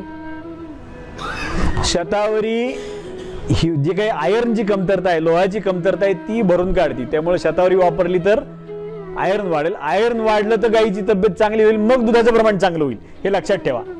दुधाने हिमोग्लोबिन वाढतं का? वाढतं. पण ते दुधातलं हिमोग्लोबिन वाढवण्यासाठी काय करतोय आपण? ती शतावरी असा परिणाम करतो. फक्त दुधाचं प्रमाण वाढवणं एवढ्या पुरतं मर्यादित दुधाचा विचार करून चालणार नाही. दुधाच्या गुणवत्ता काय आहेत त्याच्या आधारे दुधाचा भाव ठरवला पाहिजे. पाचवी वनस्पती पण चालते. शतावरीचा हा उपयोग आहे. आणि शतावरीचा त्याच्या पुढचा आणखी एक चांगला उपयोग आहे. शतावरी ही पुनरुत्पादन क्षमता वाढवणाऱ्या गोष्टींमध्ये सर्वश्रेष्ठ वनस्पती आहे. आयुष्य वाढवणाऱ्या गोष्टींमध्ये सर्वश्रेष्ठ वनस्पती आहे. आपलं जनावर किती काळ जगलं पाहिजे, जास्त काळ जगलं पाहिजे असेल तर शतावरी वापरली पाहिजे. अशी शतावरी किंवा अशी गुडूची किंवा मी ज्या वनस्पती सांगितल्या या बाहेरनं दुकानातनं विकत आणण्यापेक्षा आपापल्या शेतावर आपण लावू शकलो तर जास्त चांगलं आहे. मी 5 गोष्टींची तुम्हाला माहिती दिली. माझ्या शेतापासून 5 किलोमीटरच्या परिघामध्ये जे जे कुठल्या पाऊल वाटा, रस्ते, हमरस्ते, सगळ्या रस्त्यांवर मी चालून पाहिले. 160 वनस्पती मला आजूबाजूला सापडल्यात माझ्या. तुमच्या आजूबाजूला कुठल्या वनस्पतीत त्या शोधा, त्याचे उपयोग शोधा. नसतील सापडत या माझ्याकडे, मी सांगेल त्याचे काय उपयोग करायचे. फक्त त्या लुटून आणून खायला घालू नका जनावरांना. तर त्याचं संवर्धन होईल याचाही काहीतरी प्रयत्न करा. नाही केलं तर आत्ताच्या पिढीमध्ये 2 पिढ्यांमध्ये तुम्ही या वनस्पती संपवून टाकताल आणि पुन्हा 3ऱ्या पिढीमध्ये आता काय करायचं म्हणून प्रश्नचिन्ह निर्माण होईल. त्यामुळं नुसतं वनस्पती औषधं वापरायची पशूंमध्ये आणि त्याच्या संवर्धनाचा काही विचार करायचा नाही असं आम्ही शहरी वैद्य विचार करत असू तर ते साप चूक आहे. शेतकरीच सर्वांगीण विचार करू शकतो. मीच लावतो, मीच पिकवतो आणि मी माझ्या आजूबाजूच्या सर्वांचं पोषण करतो. असा सर्वांगीण विचार करा. आणि या सर्व कामामध्ये जर काही मदत लागली तर लागणार नाहीच, लागली तर इथे काही तज्ञ उपलब्ध आहेत, त्यांचा वापर अवश्य करून घ्या. धन्यवाद. सगळ्याचा 1-1 चमचा वापरा. 10-10 ग्रॅम प्रत्येकी सकाळ संध्याकाळ घ्या. नंबर व्हॉट्सअपचा एक कॉलिंग ते विचारायचं. आणि किती वाजता फोन करायचं? 940 473 1366. गाईला गोमाता म्हणतो आपण. आईची जशी काळजी घ्यावी ना तशी गाईची काळजी घ्यावी तर गोमाता म्हणावं आणि पूजा करावी. उगाच फुगाच्या गप्पा करू नयेत. हळदी कुंकू लावून फक्त पूजा करण्याच्या पलीकडे जाऊन सेवा करणं असं जर करू शकलो तर आपण पुत्रधर्म आपला निभावला असं होईल. पुत्रधर्माचं सगळ्यांनी पालन करावं तर त्याला गोमाता म्हणावं गाईला, नाही तर म्हणू नये. आता सातारा येथे असतो. मागील 29 वर्षाच्या अनुभवाने ज्या काही व्हिडिओज तयार झाले, गोठा चालू करायच्या आधी काय माहिती पाहिजे त्याला आपण इंडस्ट्रीच्या भाषेत प्री स्टार्टअप म्हणतो. तर प्री स्टार्टअपमध्ये प्रशिक्षणाचं महत्त्व काय असतं हे माझ्यानंतर श्याम गोशाळा सुधीरजी 3 ते 5 मिनिटांमध्ये सांगतील. स्टार्टअपमध्ये 12 आठवड्याचा एक्सेल शीटमधला कार्यक्रम असतो. कोणत्या आठवड्यात काय करायचं हे असं आम्ही लिहून देतो. तुमचं योग्य ठिकाणी, योग्य व्यक्तीकडे, योग्य दिवस प्रशिक्षण झाल्यानंतर तुम्ही गोठा चालू करायचा आहे. गोठा चालू करताना 12 आठवड्याचा कोर्स द्यायचा त्या गोठ्याला आणि त्याच्यानंतर तुम्हाला माझ्याबरोबर गाय समजायला 1 वर्ष लागेल. ह्या सगळ्या गोष्टी गोठा कोणी करावा, कसा करावा, ट्रेनिंग कुठे घ्यावं, केस स्टडी कुठे कराव्यात, ह्या सगळ्या गोष्टी या पुस्तकामध्ये दिलेल्या आहेत. या पुस्तकामध्ये तुमच्या गोठ्याचं लेखापरीक्षण, आपण ऑडिट म्हणतो ना, आपल्या गोठ्याचं ऑडिट आपण स्वतः करावं, हे सुद्धा मुद्दे त्याच्यात दिलेले आहेत. म्हणून 23 तासाचे व्हिडिओ फ्री आहेत. 40,000 रुपये खर्च करून त्या व्हिडिओवर खर्च झालेला आहे. 3 भाषांमध्ये आहेत. फेसबुक पेज आहे. हे सगळं अभ्यासासाठी फ्री दिलेलं आहे. हिंदी भाषा पूर्ण भारतामध्ये जवळजवळ 10 ते 12 राज्यांमध्ये वापरली जाते आणि मला सर्वात जास्त कॉल हिंदी भाषेतले येतात. म्हणून थंब क्रिएटिव्हच्या माध्यमातून आपण हे पुस्तक प्रकाशित केलेलं आहे.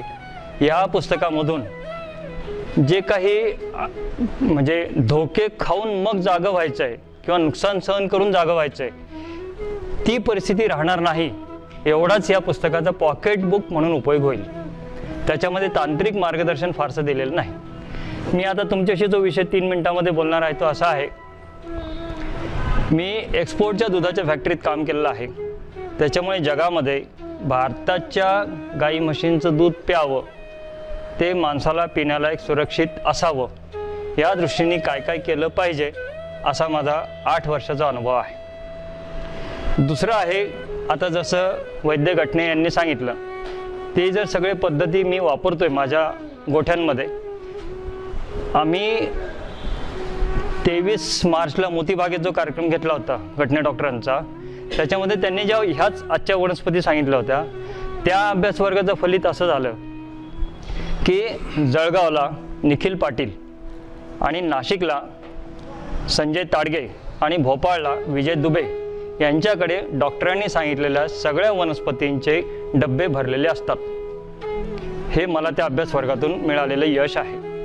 अशा प्रकारचं घटने डॉक्टरांचे जे काही मी अनुभव घेतले तेवढंच सांगतो की पशु आयुर्वेदाचं महत्त्व काय आहे. श्याम गोशाळा औरंगाबाद इथे गायी गाभण राहण्याचे प्रॉब्लेम होते आणि मालकांचा हट्ट सुधीरजींचा असा होता की मला ॲलोपॅथी शक्यतो वापरायची नाही. मग कोरफड, बाजरी, जिरे याचं योग्य प्रमाण फोनवर मला घटने डॉक्टरांनी सांगितल्यानंतर आम्हाला औरंगाबादमध्ये श्याम गोशाळेमध्ये 60 ते 70% गायी उलटण्याचे, माझावर न येण्याचे आणि स्त्री बीजांड कोशाचे जे प्रॉब्लेम असतील ते प्रॉब्लेम सॉल्व्ह होण्यासाठी मदत झाली. दुसरं आहे, हाच प्रयोग इंदोरला एक गाय 5 वेळा उलटली. 5 वेळा उलटली म्हणजे एक गाय उलटली तर 2,000 रुपये नुकसान, 5 वेळा उलटली म्हणजे त्याचं 10,000 रुपये नुकसान झालं. हे सगळे आयुर्वेदाचे फोनवर सल्ला विचारलेले प्रश्न आणि त्याची उत्तरं हे आम्ही त्या गोठ्यांवर वापरतो. आम्हाला त्याचे 60, 70, 80, 90% परिणाम येतात आणि शेतकऱ्याचा फायदा निश्चितपणे होतो. याचाही एक पुढचा भाग सांगतो. गायींना जे इंजेक्शन्स दिली जातात त्याचा रेसिड्यू दुधामध्ये येतो, म्हणजे अंश. आणि मग आज जी माणसामधली समस्या आहे multi drug resistance in human, त्याच्यातला 1 ऑफ द फॅक्टर गाईला दिलेला औषधोपचार आहे. म्हणून गोपालकाची गरज आहे गाईला पशु आयुर्वेद, पशु होमिओपॅथी वापरणं आणि दूध माणसाला पिण्याला एक सुरक्षित करणं. मी तुम्हाला आता इंदोरची घटना सांगितली, आता यवतमाळची सांगतो. यवतमाळला एक खिल्लार बैल होता, त्याला 4 माणसं लागायचे धरून आणायला, त्याच्यामुळे लेबर जातच नव्हते त्याचं. मी घटने डॉक्टरला कधीच विचारत नाही काय औषध दिलंय, मला फक्त रिझल्ट पाहिजे असतात. इथून आम्ही औषध पाठवलं यवतमाळला. 4थ्या दिवशी मालकाचा फोन आला, शरद. आम्ही त्याची व्हिडिओ पण केली, ऑडिओ केली आणि पवार साहेबांनी ती फेसबुकला पण टाकली. जो बैल धरायला 4 माणसं लागत होती, जात नव्हती, घाबरत होती, ह्या औषधांनी आयुर्वेदाच्या एकच माणूस आता आरामशीर त्या गाई बैलांपाशी जातो, त्याला कासऱ्याला धरून घेऊन येतो, पाणी पाजतो आणि परत जागेवर नेऊन सोडतो. लेबरच्या मनातली भीती संपली. इतकी आयुर्वेदाची ताकद आहे. औषध आणि तज्ज्ञ आणि सल्लागार चांगले मिळाले पाहिजेत. हे मात्र आवश्यक आहे. त्याच्यानंतर हाच प्रयोग कोरफड बाजरी जिरे आम्ही आसाममध्ये फोनवर सांगितला, तिथेही आम्हाला चांगले रिझल्ट आले. आता आपल्यापैकी बसलेले आहेत रामचंद्र पवार, म्हणून त्यांच्या बाबतीत सांगतो. त्यांनी आमच्याकडे बारामतीला ट्रेनिंग घेतल्यानंतर फोनवर एक प्रश्न विचारला की काय करता येईल. त्यांना आयुर्वेदाचं उत्तर दिलं, धारा काढायच्या 2 तास आधी एवढं द्या. दुसऱ्या दिवशी त्यांचा फोन आला, डॉक्टर यस रिझल्ट मिल गया. कुठेही अनैसर्गिक इंजेक्शन्स टोचणं खास करून हे मशीनमध्ये होतो आणि त्याचे परिणाम मानवावर जे होतात ते टाळण्यासाठी आपल्याला आयुर्वेदाचा उपयोग खूप चांगल्या पद्धतीने होतो. जळगावमध्ये निखिल पाटील, ज्याचं नाव मी तुम्हाला सांगितलं, त्याच्याकडे गाईच्या सडाचे कासेचे आजार जे एका झाले होते, जे बाहेर ट्रीटमेंटसाठी 3,000 ते 3,500 रुपये खर्च आला असता, कॉमनली येतोच, 600 ते 700 रुपयात त्याने आयुर्वेद वाचलं, वापरलं आणि सक्सेस स्टोरी ही त्याने व्हॉट्सअपला आमच्याकडे टाकली. म्हणून पशु आयुर्वेद समजून घ्यायचा असेल तर आपल्याला काही अभ्यास वर्ग घ्यायला लागतील. माणसामधला मल्टी ड्रग रेजिस्टन्स हा प्रश्न सोडवायचा असेल तर माणसाच्या डॉक्टरांना आधी गाईचं संगोपन कसं होतं याच्यावर स्वतंत्र अभ्यास वर्गाची आवश्यकता आहे. गायींमध्ये च्या आहारांमध्ये जे काही जमिनीतले आजार आहेत ते दुरुस्त करण्यासाठी डॉक्टर कौसडीकरांचं 1 दिवसाचं सेशन आपल्याला लागणार आहे. असं 20 मिनिटामध्ये त्यांचं भाषण समजू शकत नाही. म्हणून आधी जमीन दुरुस्त करू, मग गाय दुरुस्त होईल. गाय दुरुस्त झाली तरच माणूस दुरुस्त होईल. आणि माणूस जर फार हॉस्पिटलमध्ये गेला नाही तर तो आपल्या गायीच्या चांगल्या कामाला येईल एवढा विश्वास मला आहे. आणि अजून एक यवतमाळला घडलेलीच घटना सांगतो. 70-80 गायी आहेत देशीमधल्या. वारंवार गायी आजारी पडायच्या, खर्च खूप होता. आता आमचे जे सल्लागार गुरु ज्यांना घटनेंना म्हणता येईल ते मला म्हणतात की गुळवेल शिवाय गाय नाही, संगोपन जमत नाही. 100 एकर शेतीमध्ये गेल्यावर मी पहिल्या दिवशी काय काम केलं, त्यांच्या माणसाला मोटरसायकलवर घेतलं आणि सगळे लिंबाच्या झाडाखालचे गुळवेल शोधून काढले. त्याचे नंबर लिहिले, किती गुळवेल आहेत, त्याच्या काड्या कापल्या, त्याचा काढा केला आणि तो काढा देऊनच दुसऱ्या दिवशी आमची सुरुवात झाली. म्हणून ज्याला गाय पाळायची आहे त्याला लिंबाच्या झाडाखालची गुळवेल, तिचा काढा गाईला द्यायला लागेल. इतक्या बेसिक गोष्टी आपल्याला गाईच्या मॅनेजमेंटमध्ये समजून घ्यायला लागतील. आणि म्हणून शेवटचे 9 शब्द सांगतो. व्यावसायिक उत्पादन वाढणे, याच्यासाठी इंडस्ट्रीच्या भाषेत कॉस्टिंग, अकाउंटिंग, बजेटिंग, ऑडिटिंग हे झाले इंडस्ट्रीचे 4 शब्द, बरोबर. प्रॉडक्टिव्हिटी, देशी गाईंचं दूध तुम्ही जर आजपासून ठरवलं तर 20 ते 60% वाढवता येतं. मी देशी गाईंचा शब्द वापरला आहे त्या गाईंमध्ये. चॅलेंज कुठेही भारतात स्वीकारायला मी तयार आहे. व्हॉल्यूम जर वाढला तर तुमचं प्रॉफिट मार्जिन वाढणार आहे, म्हणजे प्रॉफिटेबिलिटी वाढणार आहे, बरोबर. आणि इंडस्ट्रीला शेवटचे 3 शब्द कळतात, प्रोडक्शन, प्रोसेसिंग, मार्केटिंग. हे 9 शब्द जर तुमच्या डिक्शनरीत गाईच्या दृष्टिकोनातून जर बसले तर माणसाचे मल्टी ड्रग रेजिस्टन्सचे प्रॉब्लेम सॉल्व्ह होतील.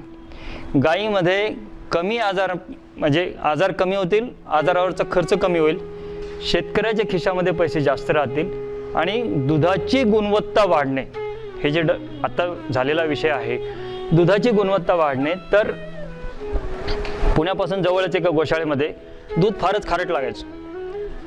मग डॉक्टरांना फोन केला, त्यांनी 2 औषधं सांगितली आयुर्वेदात. 4थ्या दिवशी फरक पडला दुधाच्या चवीमध्ये. फॅट डिग्री तर वाढलीच. आणि याच्यातला शेवट सांगतो, आज पंचगव्य तयार करणारे योगेशजी, पंचगव्य तयार करणाऱ्या सगळ्या लोकांची एकच समस्या आहे की किती लिटर दूध लागतं 1 किलो तूप तयार करायला.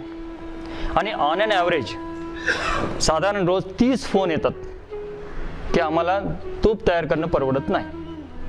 30 ते 32 लिटर दूध लागतं. मी स्वतः पुण्यामध्ये गटणे डॉक्टरांबरोबर जो प्रयोग केला त्यावेळेस असं होतं की आधी 1 लिटर तूप तयार करायला 29 लिटर दूध लागत होतं. आहारामध्ये फरक केला, पशु आयुर्वेदाचा वापर केला, गटणे डॉक्टरच्या दवाखान्यातून काही औषध पाठवली. त्याच्यानंतर दुसऱ्याच महिन्यात आम्ही 3 लिटर दूध वाचवलं, 26 लिटर दुधावरून 1 किलो तुपावर आलं. 3 लिटर दुधाचे पैसे 300 रुपये वाचले. दुसऱ्या महिन्यामध्ये 26 लिटर दूध जिथे लागत होतं, आम्ही 23 लिटर दुधावर आलो. प्रोडक्शन कॉस्ट, इंडस्ट्रीला समजणारी भाषा, प्रोडक्शन कॉस्ट ही कमी करणं शेतकऱ्याच्या हातात आहे. पण त्यासाठी पुन्हा तोच मुद्दा, प्रशिक्षण आवश्यक आहे. गेल्या 12 वर्षापासून श्याम गोशाळा औरंगाबाद, संभाजीनगर ज्याला आपण म्हणतो, इथे हे काम चालू आहे. माझ्यानंतरचे वक्ते श्री सुधीरजी 3 मिनिटांमध्ये त्यांचं काम सांगतील. सर्वांचे धन्यवाद. नमस्कार. पासून शेण आणि गोमूत्रापासून सर्वसामान्य शेतकऱ्यांनी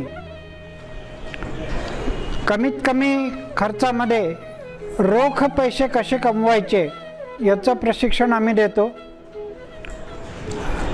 आणि ते यशस्वी झालेलं आहे. अनेकांनी तसे पैसे कमवायला सुरुवात केलेली आहे.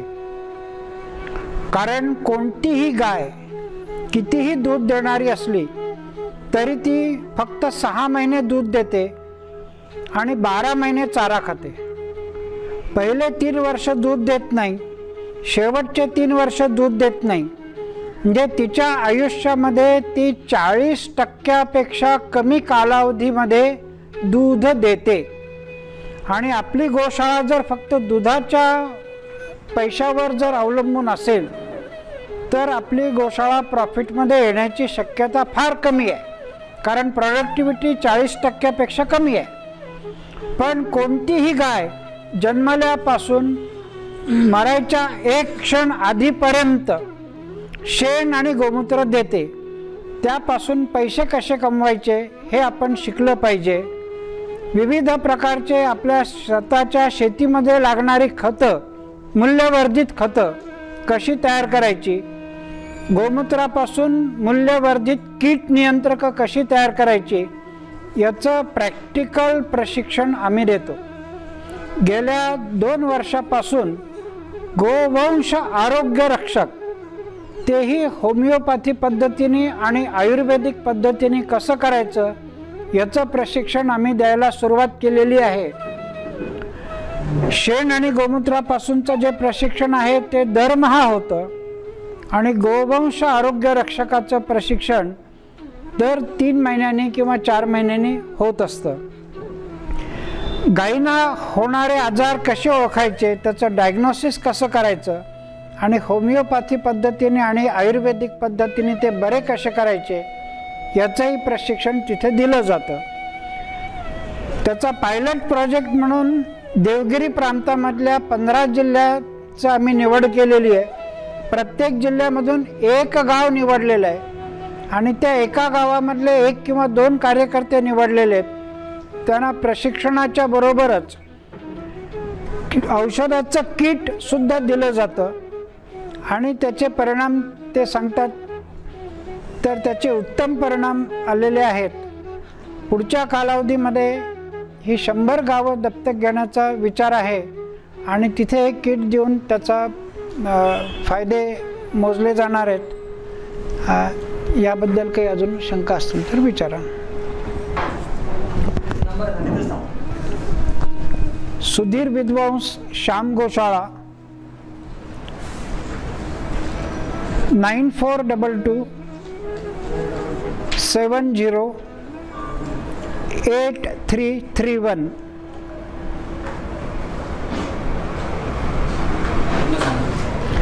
(9422 708331)